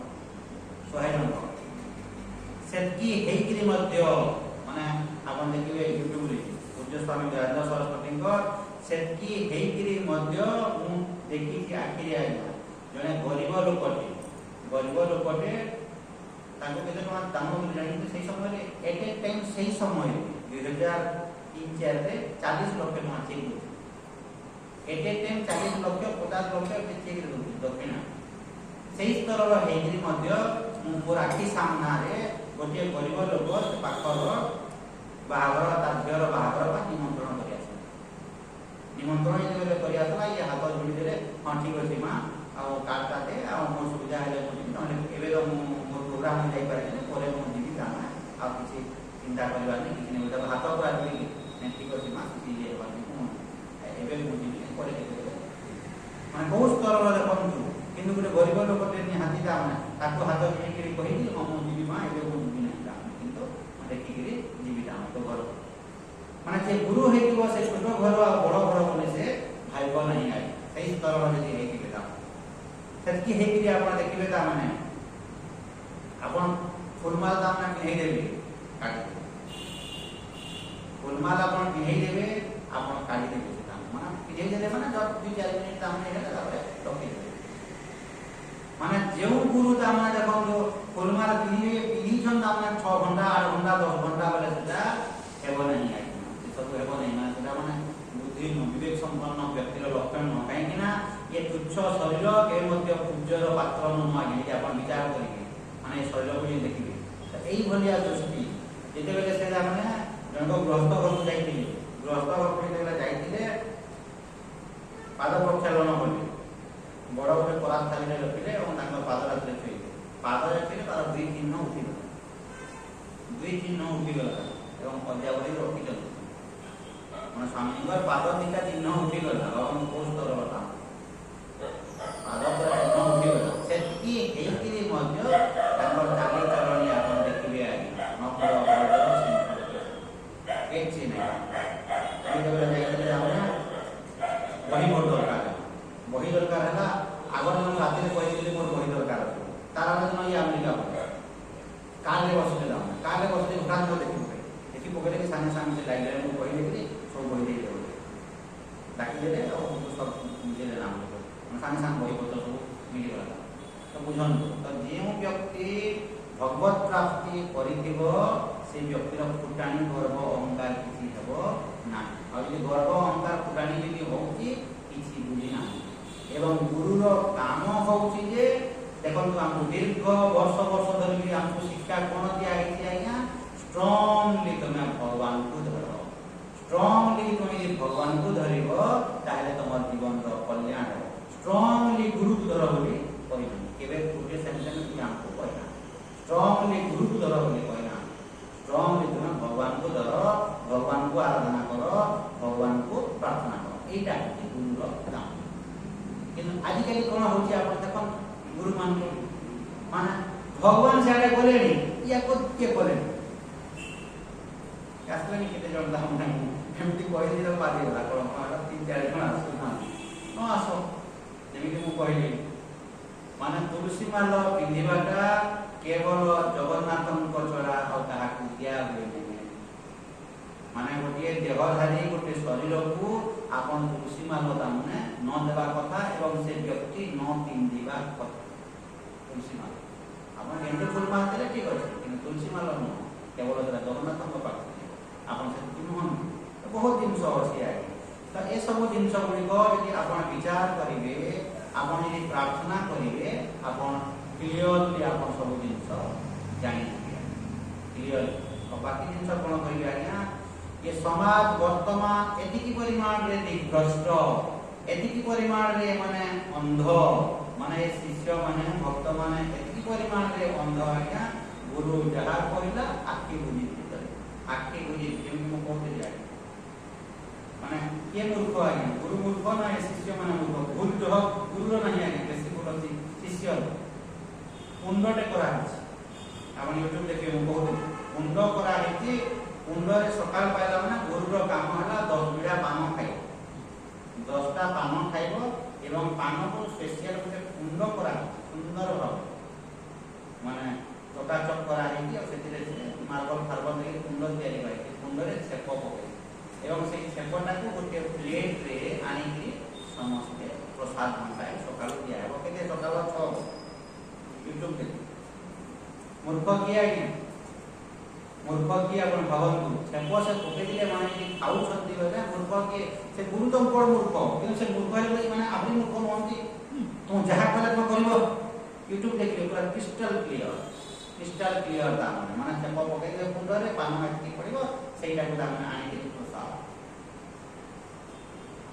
ମାନେ ପାଗଳାମି ନୁହଁ ଏଇଟା ଆଜ୍ଞା, ପାଗଳାମି ନୁହଁ। ଦେଖନ୍ତୁ ଗୁରୁ ଏଇଟା ଘଟଣା। ଗୁରୁ ତାମାନେ ଦେଖନ୍ତୁ ଶିଷ୍ୟ ସହିତ ତାମାନେ ଦୈହିକ ସମ୍ପର୍କ ଥିବ ଓପନଲି କିନ୍ତୁ ଗୁରୁ ବୋଲି ମାନୁ। ଗୁରୁପଦ ବାକ୍ୟ ସେ ଆଜ୍ଞା, ଗୁରୁପଦ ବାକ୍ୟ ଗୁରୁର ସେମିତି କରିବ ସେ କାମ, ଗୁରୁ ସେମିତି କାମ କରିବ ଏବଂ ଶିଷ୍ୟ ମଧ୍ୟ ସେମିତି କାମ କରିବ। ମାନେ ଜାଣିକିରି ଶୁଣିକିରି ସବୁ ଜିନିଷ ଆପଣ ଯଦି ଅନ୍ଧ ଭାବରେ ଯଦି ଫଲୋ କରିବେ, ସେଥିପାଇଁ ତାମାନେ ନିଜାନନ୍ଦ ସରସ୍ୱତୀ ଟେବୁଲକୁ ପିଟି ଏ ସମ୍ବଲପୁରରେ ଲକ୍ଷ୍ୟ କରିଛନ୍ତି। ଏଇ କଥାଟା ମୁଁ କହୁ ନାହିଁ ଆଜ୍ଞା, ଦୀର୍ଘ 30 ବର୍ଷ ଆଗରୁ ସ୍ୱାମୀ ନିଜାନନ୍ଦ ସରସ୍ୱତୀ ଲକ୍ଷ୍ୟ କହିଥାନ୍ତି। ଏଇ କଥା ମୁଁ ଯୋଉ କଥା କହୁଛି ଏ କଥା ଅଲରେଡି ସେ କହିଥାନ୍ତି। We are not followers ବୋଲି କହିବେ। ଆମେ ଫଲୋଅର ନୁହଁ, ଆମେ ଅନୁଗାମୀ ନୁହଁ ବୋଲି କହିବେ। ଆମେ ବିଚାର କରିକି ଆମେ ଗ୍ରହଣ କରୁଛୁ। ଗୁରୁ ଯାହା ମାନେ ଫଲୋଅର୍ସ ମାନେ କଣ ଆଜ୍ଞା? ଅନୁଗାମୀ ମାନେ। ଗୁରୁ ଯାହା କହିଲେ ମୁଁ ଅନ୍ଧ ଭାବରେ ଗ୍ରହଣ କରିବି। नो, ସେଟା ନୁହଁ, ଅନୁଗାମୀ ନୁହଁ। ଆମେ ଯୋଉଟା ଶାସ୍ତ୍ର ସମ୍ମତ, ଯୋଉଟା ତାମାନେ ଶାସ୍ତ୍ରରେ ଲେଖା ହେଇଛି, ଯୋଉଟା ଶ୍ରୁତିରେ ଲେଖା ହେଇଛି, ଯୁକ୍ତି ମୋର ଅଛି ଏବଂ ଅନୁଭବ ଅଛି, ତାକୁ ଆମେ ଗ୍ରହଣ କରିବୁ। କିନ୍ତୁ ତଥାକଥିତ ଶିଷ୍ୟ ମାନେ କଣ ହଉଛି? ଗୁରୁଙ୍କ ଶରୀର ପ୍ରତି ଆକର୍ଷିତ ହେଇକିରି ଶାରୀରିକ ସମ୍ପର୍କ ରଖିକିରି ସବୁ ପ୍ରକାର ନାଟକ କରିବେ, କରିକିରି ମଧ୍ୟ ଶିଷ୍ୟ ମାନେ ସେମିତି ଜୀବନର ଉଦ୍ଧାର ହେଇଛି ଆଜ୍ଞା। ସେମାନେ ଜୀବନର ଉଦ୍ଧାର କରୁଛନ୍ତି କି ଜୀବନର ଏମାନେ ନଷ୍ଟ କରୁଛନ୍ତି, କ୍ଷତି କରୁଛନ୍ତି? ଗୁରୁର ଜୀବନ ତ ନଷ୍ଟ ହେଲା, ଶିଷ୍ୟମାନଙ୍କର ଜୀବନ ନଷ୍ଟ ହେଲା କି ନାହିଁ? ତ ଏସବୁ କରିକିରି ମଧ୍ୟ ଜାଣିକିରି ମଧ୍ୟ ଏବଂ ବାରମ୍ବାର କହିବା ମହାଭାରତ ଯୁଦ୍ଧ ଯୋଉ ହଉଛି କୋଉଥିପାଇଁ ହେଲା ଆଜ୍ଞା? ମହାଭାରତ ଯୁଦ୍ଧ ହେବାର ପ୍ରମୁଖ କାରଣ ହଉଛି ଭୀଷ୍ମ ଏବଂ ଦ୍ରୋଣଙ୍କର ଚୁପଚାପ ରହିବାର, ଚୁପ୍ ଚୋର ରହିବା। କାହିଁକି ନା ସାମ୍ନାରେ ଯଦି ଅଧର୍ମ ହଉଛି, ଅନ୍ୟାୟ ହଉଛି, ଅତ୍ୟାଚାର ହଉଛି, ପ୍ରୋଟେଷ୍ଟ କରିବ। ଧରନ୍ତୁ ମୁଁ ଜାଣିଲି ଆପଣ ମଦ ପିଉଛନ୍ତି, ଆପଣ ମାଛ ମାଂସ ନିର୍ଧୁମ ଖାଉଛନ୍ତି, ଆପଣ ମୋତେ ଧରନ୍ତୁ ଡାକିଲେ, ମୁଁ ଆପଣଙ୍କ ଘରର ଯଦି ପାଦ ମାରିଲି ବେଲେ ତାର ଅର୍ଥ କ'ଣ? ମୁଁ ଆପଣଙ୍କୁ ସମର୍ଥନ କଲି କି ନାହିଁ? ଆପଣ ଧରନ୍ତୁ ମଦ ପିଉଛନ୍ତି, ଆପଣ ମାଛ ମାଂସ ଭୟଙ୍କର ଖାଉଛନ୍ତି, ମୋତେ ଆପଣ ଇନଭାଇଟ୍ କଲେ, ଆଜ୍ଞା ମୋ ଘରକୁ ଆପଣ ଆସିବେ ବୋଲି କହିଲେ, ଯଦି ମୁଁ ଆପଣଙ୍କ ଘରର ଯଦି ପାଦ ମାରିଲି, ଆପଣଙ୍କ ଘରେ ଯଦି ଖାଇଲି, ମାନେ ତାର ଅର୍ଥ ମୁଁ ଆପଣଙ୍କୁ ସମର୍ଥନ କରିଦେଲି। ମୁଁ କ'ଣ କହିବା କଥା? ତୁ ମଦ ନ ଛାଡ଼ିବା ପର୍ଯ୍ୟନ୍ତ, ମାଛ ମାଂସ ନ ଛାଡ଼ିବା ପର୍ଯ୍ୟନ୍ତ ମୁଁ ତ ଘରକୁ ଯିବି ନାହିଁ, ତୁ ଏଟଲିଷ୍ଟ ଯିଏ ଡାକୁଛି ତୁ ତ ଛାଡ଼ କରୁଛୁ ନା। ତ ସେଇ ଜିନିଷ ଗୁଡ଼ିକ ଆଜ୍ଞା ଏବେ ସମାଜ ନଷ୍ଟ ଭ୍ରଷ୍ଟ ହେଇ ଚାଲିଛି। ଲୋକମାନେ ସବୁ ଜିନିଷ ଜାଣି ଶୁଣିକିରି ମଧ୍ୟ ନ ଜାଣିଲା ଭଳିଆ ଅଭିନୟଟା। ଶ୍ରଦ୍ଧାବାନ ଲଭତେ ଜ୍ଞାନଂ ତତ୍ପର ସଂଯତେ ଇନ୍ଦ୍ରିୟଃ ଜ୍ଞାନଂ ଲବ୍ଧ୍ୱା ପରାଂ ଶାନ୍ତିଂ ଅଚିରେଣାଧିଗଚ୍ଛତି। ଜ୍ଞାନଂ ଲବ୍ଧ୍ୱା, ଆପଣ ଯଦି ଆତ୍ମଜ୍ଞାନ ଯଦି ପାଇବେ, ଜ୍ଞାନଂ ଲବ୍ଧ୍ୱା ପରାଂ ଶାନ୍ତି, ଆତ୍ମଜ୍ଞାନ ଯଦି ପାଇବେ ପରମ ଶାନ୍ତିକୁ ଆପଣ ପାଇବେ। ଜ୍ଞାନଂ ଲବ୍ଧ୍ୱା ପରାଂ ଶାନ୍ତି ଅଚିରେଣାଧିଗଚ୍ଛତି। ତ ଖୁବ୍ ଶୀଘ୍ର ଆପଣ ଭଗବାନଙ୍କୁ ପାଇଯିବେ। ଭଗବାନଙ୍କୁ ପାଇବା ପାଇଁ ବେଶୀ ସମୟ ଲାଗିବ ନାହିଁ ଆଜ୍ଞା। ଭଗବାନଙ୍କୁ ପାଇବା, ବୁଝନ୍ତୁ କ'ଣ କହୁଛି, ଭଗବାନଙ୍କୁ ପାଇବା ପାଇଁ ବେଶୀ ସମୟ ଲାଗିବ ନାହିଁ। ଭଗବାନଙ୍କୁ ପାଇବା ପାଇଁ ଯୋଉ ଯୋଗ୍ୟତା ଦରକାର ତାକୁ ହାସଲ କରିବା ପାଇଁ ବେଶୀ ସମୟ ଲାଗିବ। ଭଗବାନଙ୍କୁ ପାଇବା ପାଇଁ ବେଶୀ ସମୟ ଲାଗିବ ନାହିଁ। ଭଗବାନଙ୍କୁ ପାଇବା ପାଇଁ ଯୋଉ ଯୋଗ୍ୟତା ଗୁଡ଼ିକ ଦରକାର, ସେଇ ଯୋଗ୍ୟତା ହାସଲ କରିବା ପାଇଁ ବହୁତ ସମୟ ଲାଗେ। ଯୋଗ୍ୟତା ଯୋଉଠି ମୁଁ କ'ଣ କହୁଛି ଯେ ମାନେ ଭଗବାନଙ୍କୁ ପାଇବା ପାଇଁ ସମୟ ଲାଗିବ ନାହିଁ ଆଜ୍ଞା, କିନ୍ତୁ ଭଗବାନଙ୍କୁ ପାଇବା ପାଇଁ ଯୋଉ ଯୋଉ ଯୋଗ୍ୟତା ଦରକାର, ଯେମିତି ଆପଣଙ୍କୁ ଧରନ୍ତୁ ମୁଁ ମ୍ୟାଥ୍ ପଢ଼େଇଲି, a + b ର ହୋଲ୍ ସ୍କୋୟାର ଧରନ୍ତୁ ପଢ଼େଇଲି, କେତେ ସମୟ ଲାଗିବ? ମିନିଟେ ଲାଗିବ। ଯଦି ଇଆଡ଼େ ଆପଣଙ୍କ ଯଦି ରେଡିନେସ୍ ଯଦି ଅଛି, ରେଡିନେସ୍ ଯଦି ନାହିଁ ପଢ଼ଉଥା, ଏତେ ପଢ଼ାଇଲେ a + b ର ହୋଲ୍ ସ୍କୋୟାର ପଢ଼ାଇଲେ କ'ଣ ହେବ ଆଜ୍ଞା? କିଛି ହେବ ନାହିଁ। ଯୋଗ୍ୟତା ସମ୍ପନ୍ନ ବ୍ୟକ୍ତି ହେବା କଥା। ଯଦି ଆପଣଙ୍କର ଯୋଗ୍ୟତା ଯଦି ଅଛି, ଏଇଟା ଯୋଉ କୁହାହେଲା, ଶ୍ରଦ୍ଧା ଯଦି ଅଛି, ତତ୍ପର ଯଦି ଅଛନ୍ତି, ଜିତେନ୍ଦ୍ରିୟ ଯଦି ଅଛନ୍ତି, ତାହେଲେ ଆପଣଙ୍କର ଜ୍ଞାନ ପାଇବେ। ଏବଂ ଜ୍ଞାନ ଯଦି ପାଇଲେ ମାନେ ଅତି ଶୀଘ୍ର ଆପଣ ଭଗବାନଙ୍କୁ ପାଇବେ। ଯୋଗ୍ୟତା ଯଦି ଥିବ, ଏବଂ ଯୋଗ୍ୟତା ଏଇ ଜିନିଷ ଗୁଡ଼ିକ ସହଜ ନୁହଁ ଆଜ୍ଞା। ଆପଣଙ୍କୁ ଯୋଉଟା କହୁଛି, ଆପଣଙ୍କୁ ମୁଁ ହତୋତ୍ସାହିତ କରୁନାହିଁ, ମାନେ ବୁଝିବେ 99.99 ଲୋକମାନଙ୍କ 99% 99.99 लोक मानकर योग्यता किसी नहीं ये देखिए दाम तो सामना सामने मते लोग कहि देली दाम ए ग्रुप रे जो कल्याण आश्रम ये देखिए सेतिर दाम ना केते बड़ बड़ कलम कहि देली आगे केते बड़ बड़ कथा ना टॉप लेवल रो आगे सुंदर सुंदर लेखा आप देखि दिबे आपन मुंड काम करबे पूरा चकाचक लेखा टॉप लेवल माने जोटा भगवान जी महाराज हिमांगी महाराज गणदेव महाराज देखि दे टॉप कथा किंतु आचरण तुम जो लेखाटा लेखुछ तुम लेखिकी जो छाड़ुछ तुम तो प्रथम आचरण कर तुम यदि आचरण न कर कौन लाभ देला तेना जति मते सेतेले मते मते कहले नहीं स्वामी आपण एथर आसले मस्त आपण को देखा कर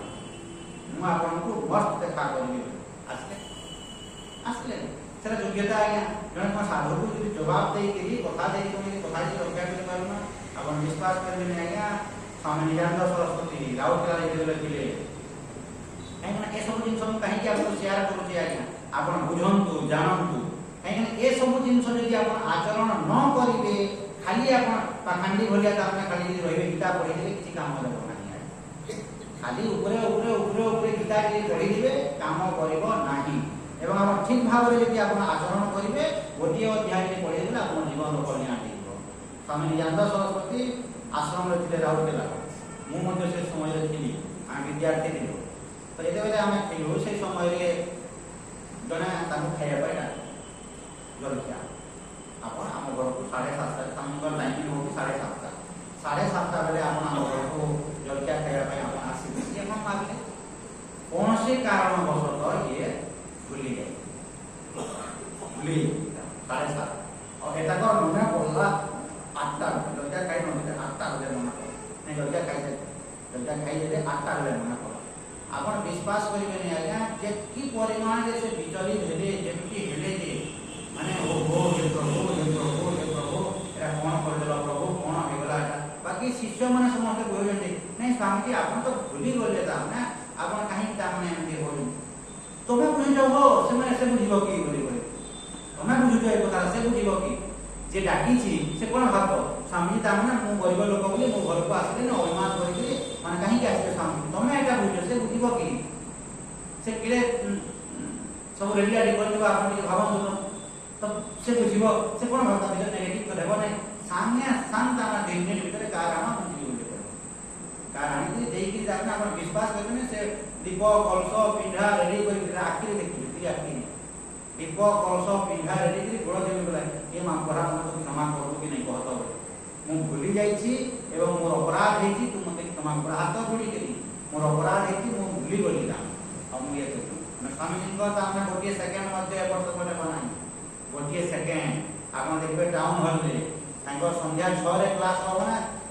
10 मिनिट आगु आपण जिबे 5:50 रे जिबे कहीं लोक बाप को केते आसु नांती बोले देबे 10 मिनिट भीतर फलपुर ना 10 मिनिट आगु आपण देखबे जे केही न दिबे किने 10 मिनिट भीतर टोटल फुल 1000 लोक 1000 तरा गोटे मिनिट एपट सेपट होइने तो ये 7:30 रे जलखिया खाइबे माने ता घर को ये 7:10 7:15 रे पहुंचवा कथा 7:10 रे पहुंची कि से तार स्वामी जी को से बड़ बिंगो पूजा पूजा के करबे तापर 7:30 रे टिफिन करिवे तो स्वामी जी भलिया लोक रे ये 8टा रे पहुंचुछंती 8:05 8:10 हे गला बेले माने से कोन भाबु माने लेट के मिले हम मिनटे लेट हमर गुरुदा माने चापु ले हम सकाळ 6 रू लाग देखि देले ये 6टा हे गला माने 5:59 हे गला बेले थरे न 3 थर रुटी देता ढाली देके पूरा जाके पस सामने साम 6 माने 6 रे प्लास्टिक पे मत पस माने हमने 3 थर घटना घटिला 4 इधर तो देखले 5:59 5:58 हे गला ढाली देके पस तो सही भलिया साधुता माने जे कि लेट पड़ी जंती जे कि हम अलगा लोक हेले कोन करे हां किछि नै त हमने हां हे गला टिके मुहा कर दबो जे ठोक हो जे ईमानदार हेलो तो गुरद दा परे भी बोले मां पला क्षमा कर मां मोर भूल हेला भूली जाई के न कहि से गाड़ी था ये न कहि गाड़ी था कहीं 7:30 रे पहुंचवा जगह रे 8:10 हेला ये न कहि से गाड़ी था ये मो जलखिया ऑलरेडी खाई सारी थी मो भूली गली मो अपराधीता मना मां भावन तो दृष्टि जे ता ज्ञानी हे जे ज्ञानी हेबो केते नम्र केते देखन तो ये सेठी आ सेठी न हे रे आपण जे ठकीबे कोन हेबो आज्ञा ता ଯଦି ଛକା ମାରି କରିବେ ତ ଏଟା ଲେଖା ହଉଛି ଜ୍ଞାନଂ ଲବ୍ଧ୍ୱା ପରାଂ ଶାନ୍ତି ଅଚିରେଣାଧିଗଚ୍ଛତି। ତ ଜ୍ଞାନଂ ଲବ୍ଧ୍ୱା ପରାଂ ଶାନ୍ତି, ଯଦି ଆପଣ ଜ୍ଞାନ ପାଇବେ ପରମ ଶାନ୍ତିକୁ ଆପଣ ପାଇବେ। ଅର୍ଥାତ୍ ନିଦ୍ରା ଭଙ୍ଗ ହେବା ଠାରୁ ନିଦ୍ରା ଯିବା ପର୍ଯ୍ୟନ୍ତ ସବୁ ସମୟରେ ଆପଣ ଶାନ୍ତିରେ ରହିବେ। ଆଜ୍ଞା ଶାସ୍ତ୍ର କହୁଛନ୍ତି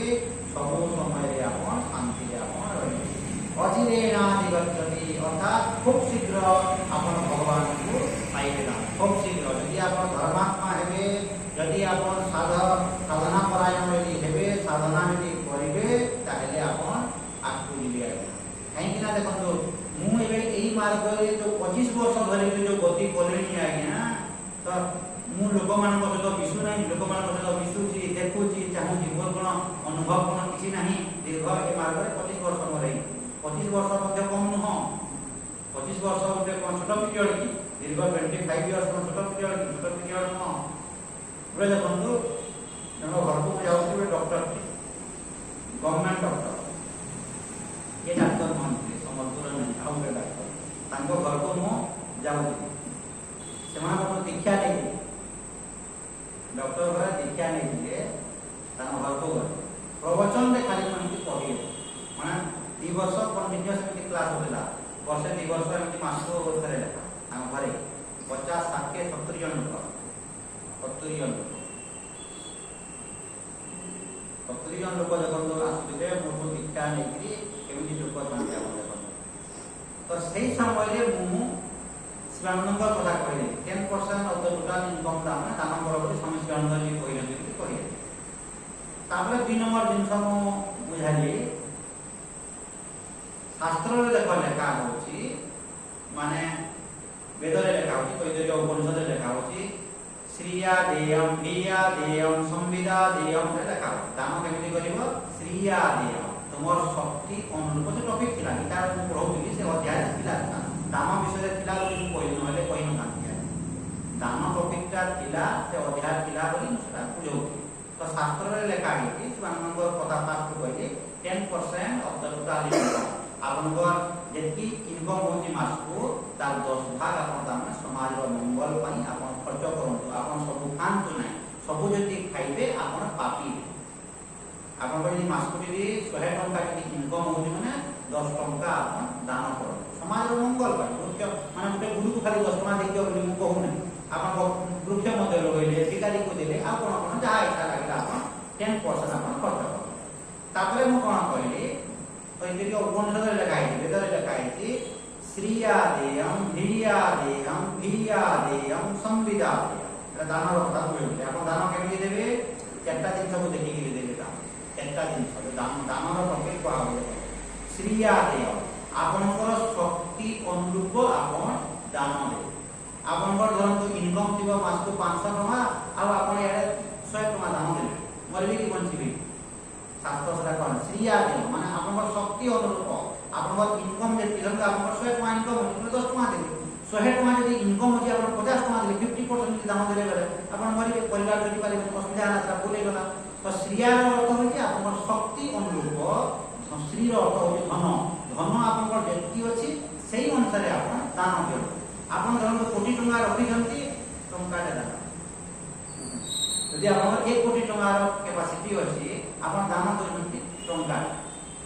ଦାନର ମୂଲ୍ୟ କିଛି ନାହିଁ, କାମ କରିବ ନାହିଁ ଏ ବିଦ୍ୟା। କାହିଁକିନା ଆପଣଙ୍କ କେପାସିଟି କେତେ? ବେଦରେ ଲେଖା ହେଇଛି, ମୁଁ କହୁନି, ତୈତରୀୟ ଉପନିଷଦ ପଢ଼ିବି। ଶ୍ରିୟା ଦେୟ, ଶ୍ରୀ ମାନେ ନିଜର ଧନ ଅନୁରୂପ, ଶକ୍ତି ଅନୁରୂପ ଦାନ। তোমার ক্যাপাসিটি ଅଛି ଅତ୍ୟଧିକ, ଧରନ୍ତୁ ଆପଣଙ୍କର ଏବେ ସମୟ ଅଛି, ଗୀତା ଆପଣ ଦିନକ 2 ଅଧ୍ୟାୟ କି 3 ଅଧ୍ୟାୟ ପଢ଼ିପାରିବେ, ଅଧା ଶ୍ଲୋକ ପଢ଼ିବେ, ଗୋଟେ ଶ୍ଲୋକ ବି ପଢ଼ିଲେ ଧାଡ଼େ, ଆଜ୍ଞା ମୁଁ ତ ଧାଡ଼େ ପଢ଼ିଦେଲେ ମୋ ଜୀବନଟା କରିବି ଆଜ୍ଞା, ସେପଟେ ସମୟ ଅଛି, ପଢ଼ 2 ଅଧ୍ୟାୟ, ତ 2 ଅଧ୍ୟାୟ ପଢ଼ିବା ପାଇଁ ଶକ୍ତି ଯଦି ଅଛି, ଆପଣ ଯଦି ଧାଡ଼େ ଯଦି ପଢ଼ିବେ ହେବ ନାହିଁ। ତ ଏଇଟା ଶ୍ରିୟା ଦେୟ। କ୍ରିୟା ଦେୟ, କ୍ରିର ଅର୍ଥ ହେଉଛି ଲଜ୍ଜା, ତମକୁ ଟିକେ ଲାଜ ଲାଗିବା କଥା ଯେ ଏ ବ୍ୟକ୍ତିକୁ ଯଦି ମୁଁ ଏ ପଇସାଟା ଦେଉଛି, ଏଥିରେ ତାର ଜୀବନଟା ପଳେଇଯିବ ନାହିଁ। ଆପଣ 100-200 ଟଙ୍କା ଦେଲେ, 100-200 ଟଙ୍କାରେ ତାର ଜୀବନଟା ପଳେଇଗଲା, ରାଇଟ୍ ରଙ୍ଗ। ତ ତମକୁ ଟିକେ ଲଜ୍ଜା ଲାଗିବା କଥା,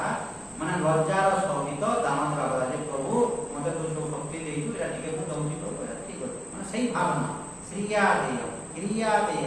ଭିୟା ଦେୟ, ଭୟର ସହିତ ଯେ ପ୍ରଭୁ ଏ ବ୍ୟକ୍ତିକୁ ମୁଁ ଦେଉଛି, କିଛି ଅପରାଧ କିଛି ହଉନି ତ, କିଛି ଅମଙ୍ଗଳ କିଛି ହେବ ନା କିଛି ମାନେ ଗୋଟେ ଭୟ ଲାଗୁ ଆପଣଙ୍କୁ ତା ଫୁଟାଣି ନା ମାର ତାର ଅର୍ଥ ହେଉଛି ଫୁଟାଣି ଶ୍ରିୟାଦେୟମ୍ ଧିୟାଦେୟମ୍ ଧିୟାଦେୟମ୍ ସମ୍ବିଦାଦେୟମ୍ ବିବେକ ବିଚାର ଆପଣ ଧରନ୍ତୁ ଜଣକୁ 100 ଟଙ୍କା ଦେଲେ ଗୋଟେ ସାଧୁକୁ ଆଉ ଦେଇକି ବୁଝେଇକି ପାପଟା କାହାକୁ ଲାଗିବ ତମକୁ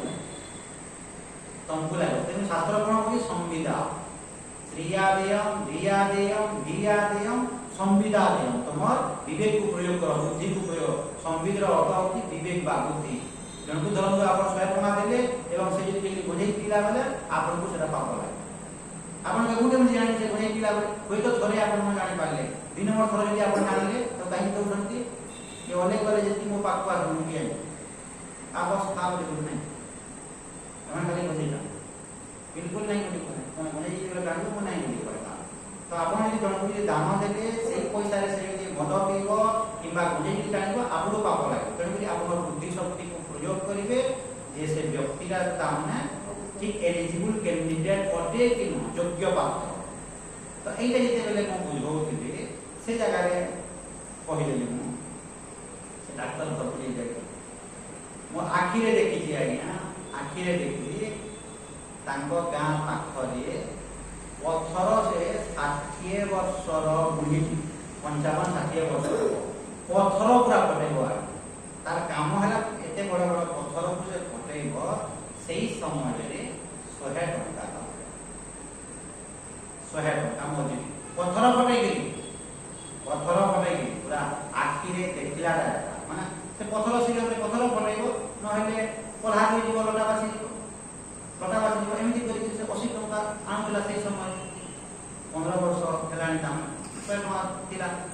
ତ ମୁଁ ସେତେବେଳେ ଖାଲି ସେଠି କହିଲି ପାଟିରୁ ବାହାରିଗଲା ସ୍ତ୍ରୀ ବକ୍ରମ ଦାମ ଇଏ ବି ଦେବ 10 ଟଙ୍କା ଆଉ ସେ ଡାକ୍ତର ବି ଦେବ 10 ଟଙ୍କା ଡାକ୍ତର ନାଁ ଧରିନି ମାନେ ଯେ ଡାକ୍ତର ବି ଦେବ 10 ଟଙ୍କା ଆଉ ଇଏ ବି ଦେବ 10 ଟଙ୍କା ସେ 10 ଟଙ୍କା ସେ ଚଢ଼ଉଥିଲା ସେ ଡାକ୍ତରଟା ଆଉ ସେ ଲେଡ଼ିସ୍ଟା ବି 10 ଟଙ୍କା ଚଢ଼ଉ ତ ଇଏ ଡାକ୍ତର ବି ଦାମ ଦେବ 10 ଟଙ୍କା ଆଉ ସେ ପଥର ଫଟେଇକି ଇଏ ତାକୁ କେତେ ପରିମାଣରେ ଦେଖନ୍ତୁ ବାନ୍ଧିଗଲା ଯେ ବନ୍ଦ କରିଦେଲେ ଆର ମାସ ବନ୍ଦ ମାନେ ଦୀକ୍ଷା ମୂଳକ ନେଇକି ଯାଉ ମାନେ ବିବେକୀ ସମ୍ପନ୍ନ ବ୍ୟକ୍ତି ଯଦି ହେଇଥିବ ସେ କ'ଣ ଭାବିବ ଆଜ୍ଞା ନାଇଁ ଏଇଟା ମୋର ଆଖି ଖୋଲିଦେଲେ ମୋର ପାଇଁ ତାମାନେ ଏଇଟା ଠିକ୍ ଶିକ୍ଷାଟେ ଦେଲେ ଭାବିବା କଥା ନାହିଁ ସେ ପୁରା ପଥର ପକେଇ ତାର ଇନକମ୍ ହେଉଛି ଦିନକୁ 100 ଟଙ୍କା ତୋର ଇନକମ୍ କେତେ ଭାବ ତ ସେ 10 ଟଙ୍କା ଦେବ ତୁ 10 ଟଙ୍କା ଦେବୁ ଇଏ କରିବି ସେତିକି ତାମାନେ ମୁଁ କହିଦେଲା ତାକୁ ପୁରା ଚଳ କର ତାର ନାଁ ଧରିନି ସେଟା ମୁଁ ଖାଲି କାହିଁକି ଡାକ୍ତର ଘରକୁ ମୁଁ ଆସି ଡାକ୍ତର ମୋର ଇଏ ହେଇଯାଏ ଡାକ୍ତର ମୁଁ ଜାଣ କାହିଁକି ଡାକ୍ତର ଘରକୁ ଆସି ମୁଁ ଡାକ୍ତର ରହିବି ମାନେ ଇଏ ବି ଦେବ 10 ଆଉ ସେ ଡାକ୍ତର ବି ଦେବ 10 ତାକୁ ବିଲକୁଲ ତାର 1% ମୋର ମନ ଭିତରେ ସେ ଭାବନା ନେଇକି ମୁଁ କହିବି ସେ ବ୍ୟକ୍ତି ଖାଲି ଡାକ୍ତର ୱାର୍ଡଟା ପାଏ ତା ଦେହକୁ ସେ ତ ତୋର ଯଦି ବି ତୋ ଦେହକୁ ତୁ ନେଲୁ ତୋର ମଙ୍ଗଳ ପାଇଁ କୁହାହେଲା ନା ତୋର ଅମଙ୍ଗଳ ପାଇଁ କୁହାହେଲା ତ ବିବେକ ନାହିଁ ତା ମାନେ ସେ ପଥର ଫଟେଇକି 10 ଟଙ୍କା ଦେଇକି 10 ଟଙ୍କା ଇଏ କରୁଛୁ ତ ସେତିକି ତା ମାନେ ତ ଶାସ୍ତ୍ରରେ ଦେଖନ୍ତୁ କ'ଣ ଲେଖା ହେଉଛି ଯଦି ଆପଣ ଅଧାର୍ମିକ ବ୍ୟକ୍ତି ହେବେ ଯଦି ଆପଣ ଶାସ୍ତ୍ରର ବିରୋଧ ଆଚରଣ କରିବେ ତାହେଲେ କେବେ ମଧ୍ୟ ଆପଣ ଶାନ୍ତିରେ ରହିପାରିବେ ନାହିଁ ଶାସ୍ତ୍ରର ବିରୋଧ ଆଚରଣ ଯଦି କରିବେ ଅଧର୍ମ ଯଦି ଆଚରଣ କରିବେ ଯଦି ଆପଣ ଅଧର୍ମ ଆଚରଣ ମାନେ ସ୍ୱାମୀ ଶିବାନନ୍ଦ ଯେ କେମିତି ଲେଖିଛନ୍ତି ଆପଣ ଦେଖିବେ ଆଜ୍ଞା ଟୋଟାଲ କାମ ଲେଖିବେ 10% ଅଫ ଟୋଟାଲ କାହିଁକି ସେ ଲେଖିବେ କାଗଜ ପୁଲା ସେଠି ଲେଖିଦାମ କାହିଁକି ନା ସମାଜର ମଙ୍ଗଳ ଲାଗି ତୁମେ ଇଏ କର ଏବଂ ଦେଖିବେ ରୋଗୀ ସେବା ଯେମିତି କରୁଥିଲେ କୁଷ୍ଠ ରୋଗୀମାନଙ୍କୁ ସେବା କରୁଥିଲେ କୁଷ୍ଠ ରୋଗୀ ପୁରା ତାକୁ ହାତରେ ସଫା କରି ଚିକନ କରି ହାତରେ ସଫା କରିକି ଔଷଧ ପତ୍ର ଦେଇକି କରୁଥିଲେ କାହିଁକି ସେ କରୁଥିଲେ ଆଜ୍ଞା ମୋର କ'ଣ ପଡ଼ିଲା ବୋଲି କହିନାହାନ୍ତି ଡାକ୍ତରଟେ ହେଇକି କୁଷ୍ଠ ରୋଗୀକୁ ସେବା କରିବେ ସବୁ ଲୋକମାନଙ୍କୁ ସେବା କରିବେ କାହିଁକି ସେ ସେବା କରିବେ ଯେଉଁ ପଇସାଟା ତାମାନେ ଆସ୍ତେ ଆସ୍ତେ କ'ଣ ତା ନିଜ ପାଇଁ ଖର୍ଚ୍ଚ କରୁଥିଲେ ସମାଜର ମଙ୍ଗଳ ପାଇଁ ତା ଯେ ବିବେକୀ ହେଇଥିବ ଯାହା ମଧ୍ୟ ତା ନିଜ ପାଖକୁ ପଇସା ଆସୁଥିବ ତାପରେ ଯଦି ହେଇଥିବ ସମାଜର ମଙ୍ଗଳ ଲାଗି କିଛି ନା କିଛି ସେ କରିବ ଆଜି ଯେ ସ୍ୱଚ୍ଛ ହେଇଥିବ ଯେ ଇମାନଦାର ନିଜ ବ୍ୟକ୍ତିଗତ ପାଇଁ ସେ କିଛି କରିବ ନାହିଁ ତ ଏଇସବୁ ଜିନିଷ ଗୁଡ଼ିକୁ ଜଣେ ଯଦି ବାଇପାସ୍ କରିଦେବ ତାହେଲେ ସେ ଭଗବାନଙ୍କୁ ପାଇବ ନାହିଁ ଏବଂ ଏଇସବୁ ଜିନିଷ ଗୁଡ଼ିକୁ ଧୀରେ ଧୀରେ ଯଦି ଆପଣ ପାଳନ କରିବେ ଆପଣ ନିଷ୍ଠାର ସହିତ ଯଦି ଆପଣ ସାଧନା କରିବେ ଅତି ଶୀଘ୍ର ଆପଣ ଭଗବାନଙ୍କୁ ପାଇବେ ଅର୍ଥାତ୍ ଶାନ୍ତିରେ ଆପଣ ରହିବେ ମାନେ ନିଜ ଭିତରେ ମୁଁ ବାରମ୍ବାର କହେ ଈଶାବାସ୍ୟ କାଲି ଯେଉଁ କହୁଥିଲି ଈଶାବାସ୍ୟ ଉପନିଷଦ ଯେଉଁ ଲେଖା ହେଇଛି ଆଜ୍ଞା କ'ଣ କଲେ ଆପଣ ତୃପ୍ତ ହେଇକି ମରିପାରିବେ ମୋତେ ଟିକେ କୁହନ୍ତୁ ଆଜ୍ଞା ଲୋକମାନେ ମୋତେ କହନ୍ତି ଆଜ୍ଞା ଆପଣ ଖାଲି କହୁଛନ୍ତି ଆଜ୍ଞା ଲୋକମାନେ ବୁଝନ୍ତି ନ ବୁଝ ମୋର କ'ଣଟା ଗଲା ମୁଁ ତ କହିକିରି କହୁଥିବି ତ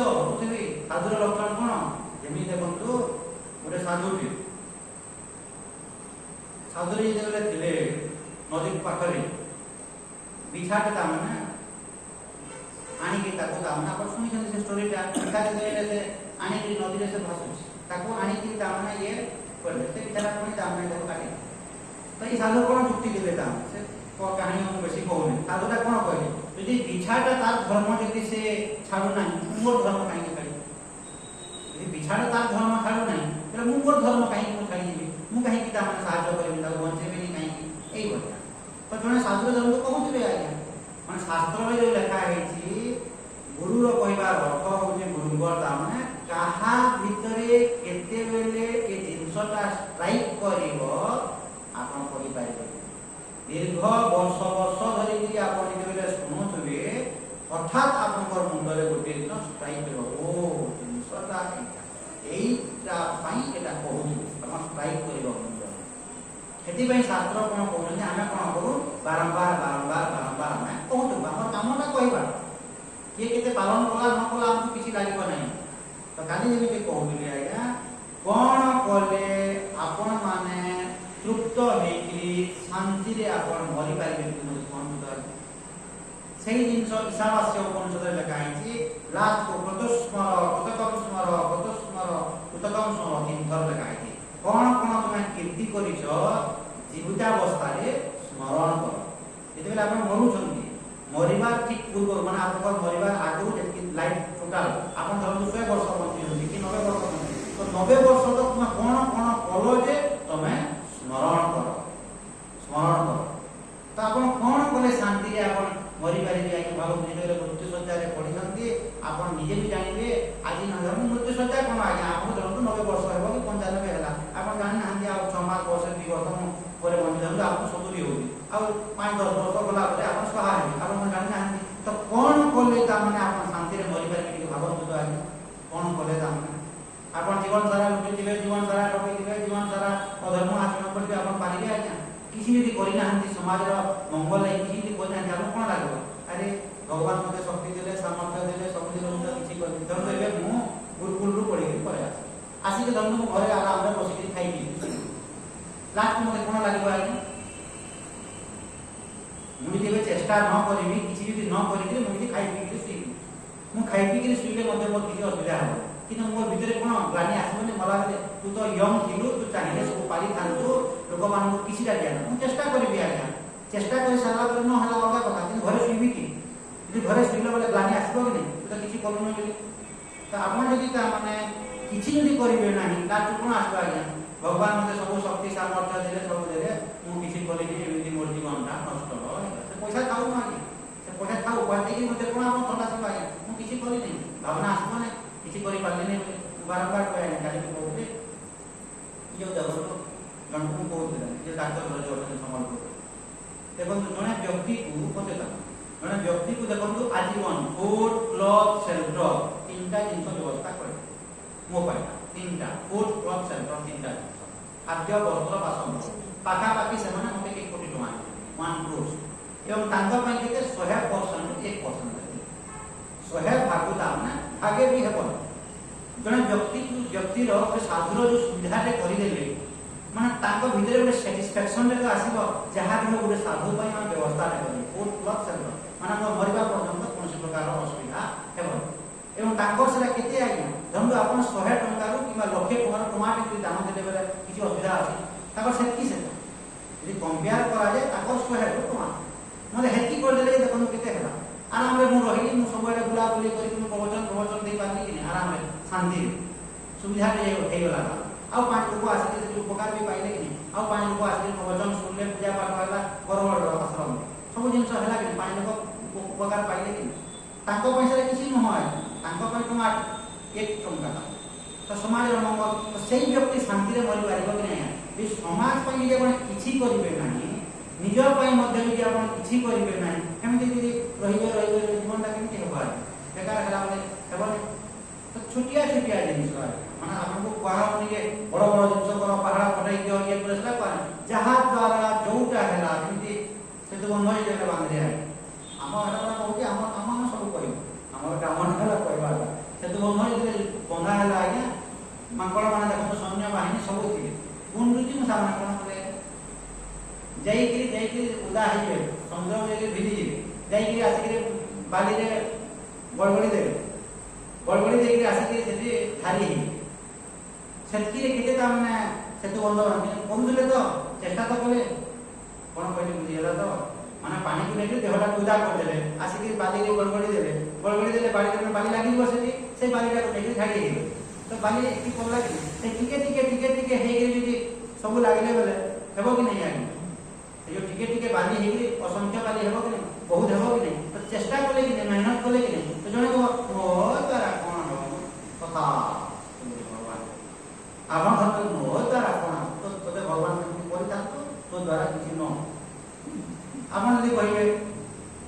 ଭଗବାନ ମୋତେ କ'ଣ ଦେଇଛନ୍ତି ମୁଁ କିଛି ଦେଇନା ତଥା ଭଗବାନ ଦରିଦ୍ର କରି ରଖିନା ସବୁ ଦେଇକିରି ଯଦି ଆପଣ ଯଦି ଭଗବାନଙ୍କୁ ଯଦି କହିବେ ମୋତେ ଭଗବାନ କିଛି ଦେଇନାହାନ୍ତି ଆର ଜନ୍ମରେ ଆପଣ କାଙ୍ଗାଲ କରିବେନି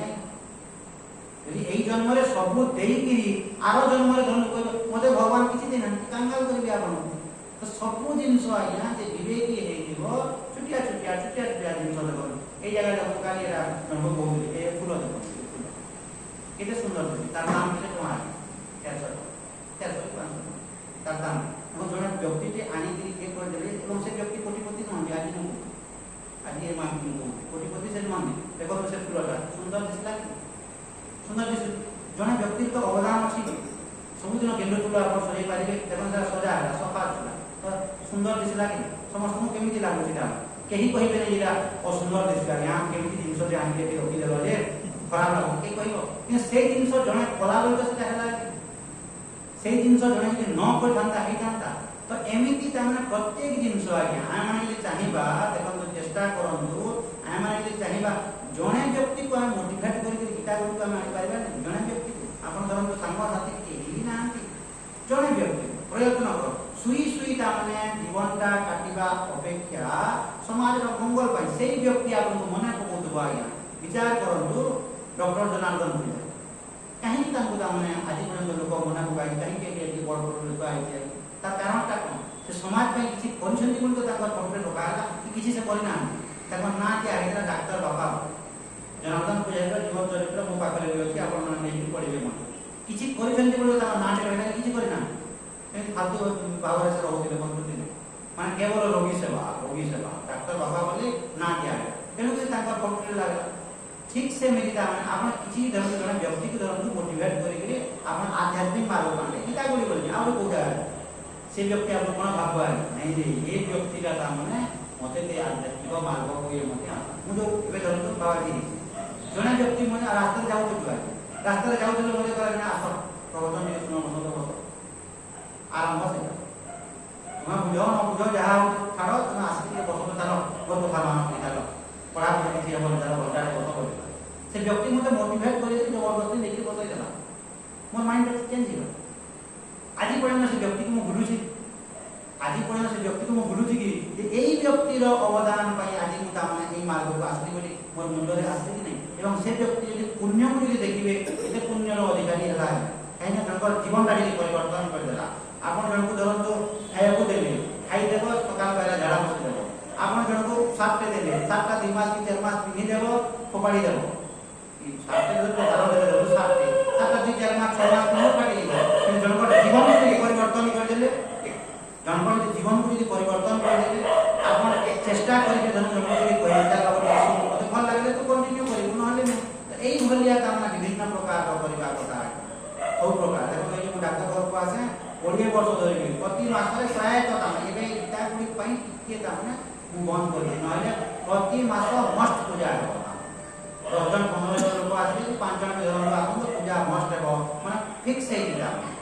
प्रति मासरे पूजा हो दसरा मास होला कि चंडीपाठ हो तो तार फल अछि कि नहीं आज्ञा every action has it own reaction जहां मध्ये आपण कर्म करिवे तार फलटी आपण पाइबे कि नहीं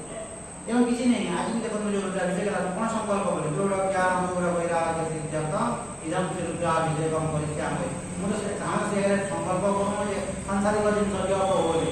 सब 20 वर्ष होला संकल्प कोन दृढ़ ज्ञान दृढ़ वैराग्य पई आमे रुद्राभिषेक करू तो सेही कंटिन्यू जने जे घरे देखो पूजा पाठ करी ये कर देबो हेबो नै माने तार फलटा पाइबे कि नै हे डाक्टर करता माने left turn to right turn हे कि 80 स्पीड रे दिला डाक्टर कार चलाउते 80 स्पीड रे दिला लेफ्ट टू राइट हे कि मोहलो गजरे पिटी हेला पूरा i20 गाड़ी दिला ता 8 लाख टका गाड़ी मात्र लाख टका पूरा कुटकुटी हे गला गाड़ीटा कि कहीं तो मन ना किसी आई खाली क्रैक गला मारा टिके टिके या पड़ गला विशेष किसी है माने हॉस्पिटल रे रहया भी पड़ी के रक्षा कला अपन भगवान यदि अपन भगवान को यदि सेवा किया करबे भगवान विश्वासी के प्रति मुहूर्त रे भगवान आपन को सहायता करिवे आ तो सेमाने देखो जो लागी बागी दिन माने प्रति मास रे पूजा रे कोले प्रति मास दाम चलला किछि चलला तार फल अछि कि तो निज शक्ति सामर्थ्य जहा अछि तो अपन भगवान को पई परिवार कथा माने बेकार न बसी कि माने आपण जंतु जाई गछ 10टा लगाई तार मध्ये फल रे अछि कि गछ 10टा लगाई तो जहा होछि आइना जहा होछि समाज रो मंगल लागि भगवत कर्म बोली भाबी परिवार कथा निष्क्रिय है कि यदि आपण बसी दिबे किछि लाभ पाइबे निष्क्रिय है कि न बसी कि आपण काम धाम करूदिबे सब करूदिबे जेते बेले आपण मृत्यु समय पाके आइबो प्रभु मते जो बुद्धि देलु जो शक्ति देलु जो सामर्थ्य देलु प्रभु मो पले वर्तमान वर्ष समय उपनीत होइला प्रभु मते नै काम दिबी ए कथा केते बेले कहबे आज्ञा किछि करि न दिबे आ जेते बेले बोलो टिके दिले मु करि थांती गछ दिटा लगाई थांती एति दिन कोन करु 80 वर्ष रे गछ कथा तो चिंता आसलानी एति दिन गछ दिटा लगाइलु नै देखिबे लोक समिति कहते ए बोलो टिके दिले मु एटा करन पूजा टिके करन 80 वर्ष रे थोड़ा से कहले पूजा टिके करि थांती एति तो पूजा करि थांती आ पारिबु शक्ति सामर्थ्य अछि पारुछन जेते बयस बेहित बाय शक्ति सामर्थ्य यदि अछि पारुछन माने कर्म करि एमिति भावरे रहइबे जेमिति परीक्षा आइ पढ़ा पढ़ी के एमिति रेडी हेइ दिबे ता माने बस खाली परीक्षा आइ आराम प्रभु मते जो शक्ति सामर्थ्य देलु मु परीक्षा दे आगो जे ढिला बाटे पढ़ा पढ़ी किछि नै बेले से कथा कहि पारिबे धरन तो आपण परीक्षा देइ भी देले रिजल्ट बाहरबा प्रभु मते जो शक्ति सामर्थ्य देलु प्रभु सेति मु पाठ पढ़ले बहुत परिश्रम कली परीक्षा देली जहा मिलबा प्रभु तोर कृपा सैटिस्फाइड ग्लानि नाही मन भितर ग्लानि केते बेले आसीबो नाही यदि पूर्वरु यदि आपण परिश्रम करथि पूर्वरु यदि आपण परिश्रम न करथिबे रिजल्ट बाहरी गला परसेंटेज कमी गला तले कोन हबो मु तो परिश्रम करी नाही मु ठकु दिबी बुलु दिबी फिल्म देखु दिबी तेन करी दा माने रिजल्ट करा ग्लानि आसीबो नाही एवं ग्लानि यदि आसीला तैतरीय उपनिषद रे लेखा होची प्रमादो वै मृत्यु माने ग्लानि आसीला माने it is as like as death माने ग्लानि यदि आसीला प्रमाद आसीला एटा मृत्यु सहित समान तो एमिति भावरे जीवनटा माने बितेबो माने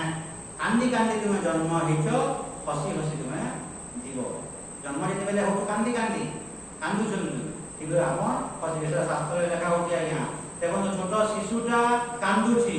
किंतु जगत हसुची छोट छुआ आइतरा छोट शिशुटा कांदुची कांदी कांदी मां गर्भरू जेले बाहरुची से कांदुची किंतु जगत हसुची ठीक सेमिति शेष समय रे आपण हसुथिबे जगत कांदुथिबो बुझी होची छोट जन्म जेते बेले होची छुआ कांदुची जगत हसुची मृत्यु समय रे आपण हसुथिबे जगत कांदुथिबो एमिति गोटिए व्यक्ति आ मिलिबो नाही ए संसार रे बहुत भल लोक दिला समाज रो क्षति हला एटा ए व्यक्ति चाली गला तो आपण हसी हसी जीवन जाउथबो किंतु समाज रो लोक कांदुथिबे आपण हसुथिबे समाज कांदुथिबो कोन कोले समाज कांदी करे कोन कोले समाज किसी भी करिबे तो समाज ताना आपन पछेबे नथिंग फॉर नथिंग कुछ नहीं के लिए कुछ नहीं किसी भी करिवे नाही किछि पाइबे देखिबो ओम पूर्णमद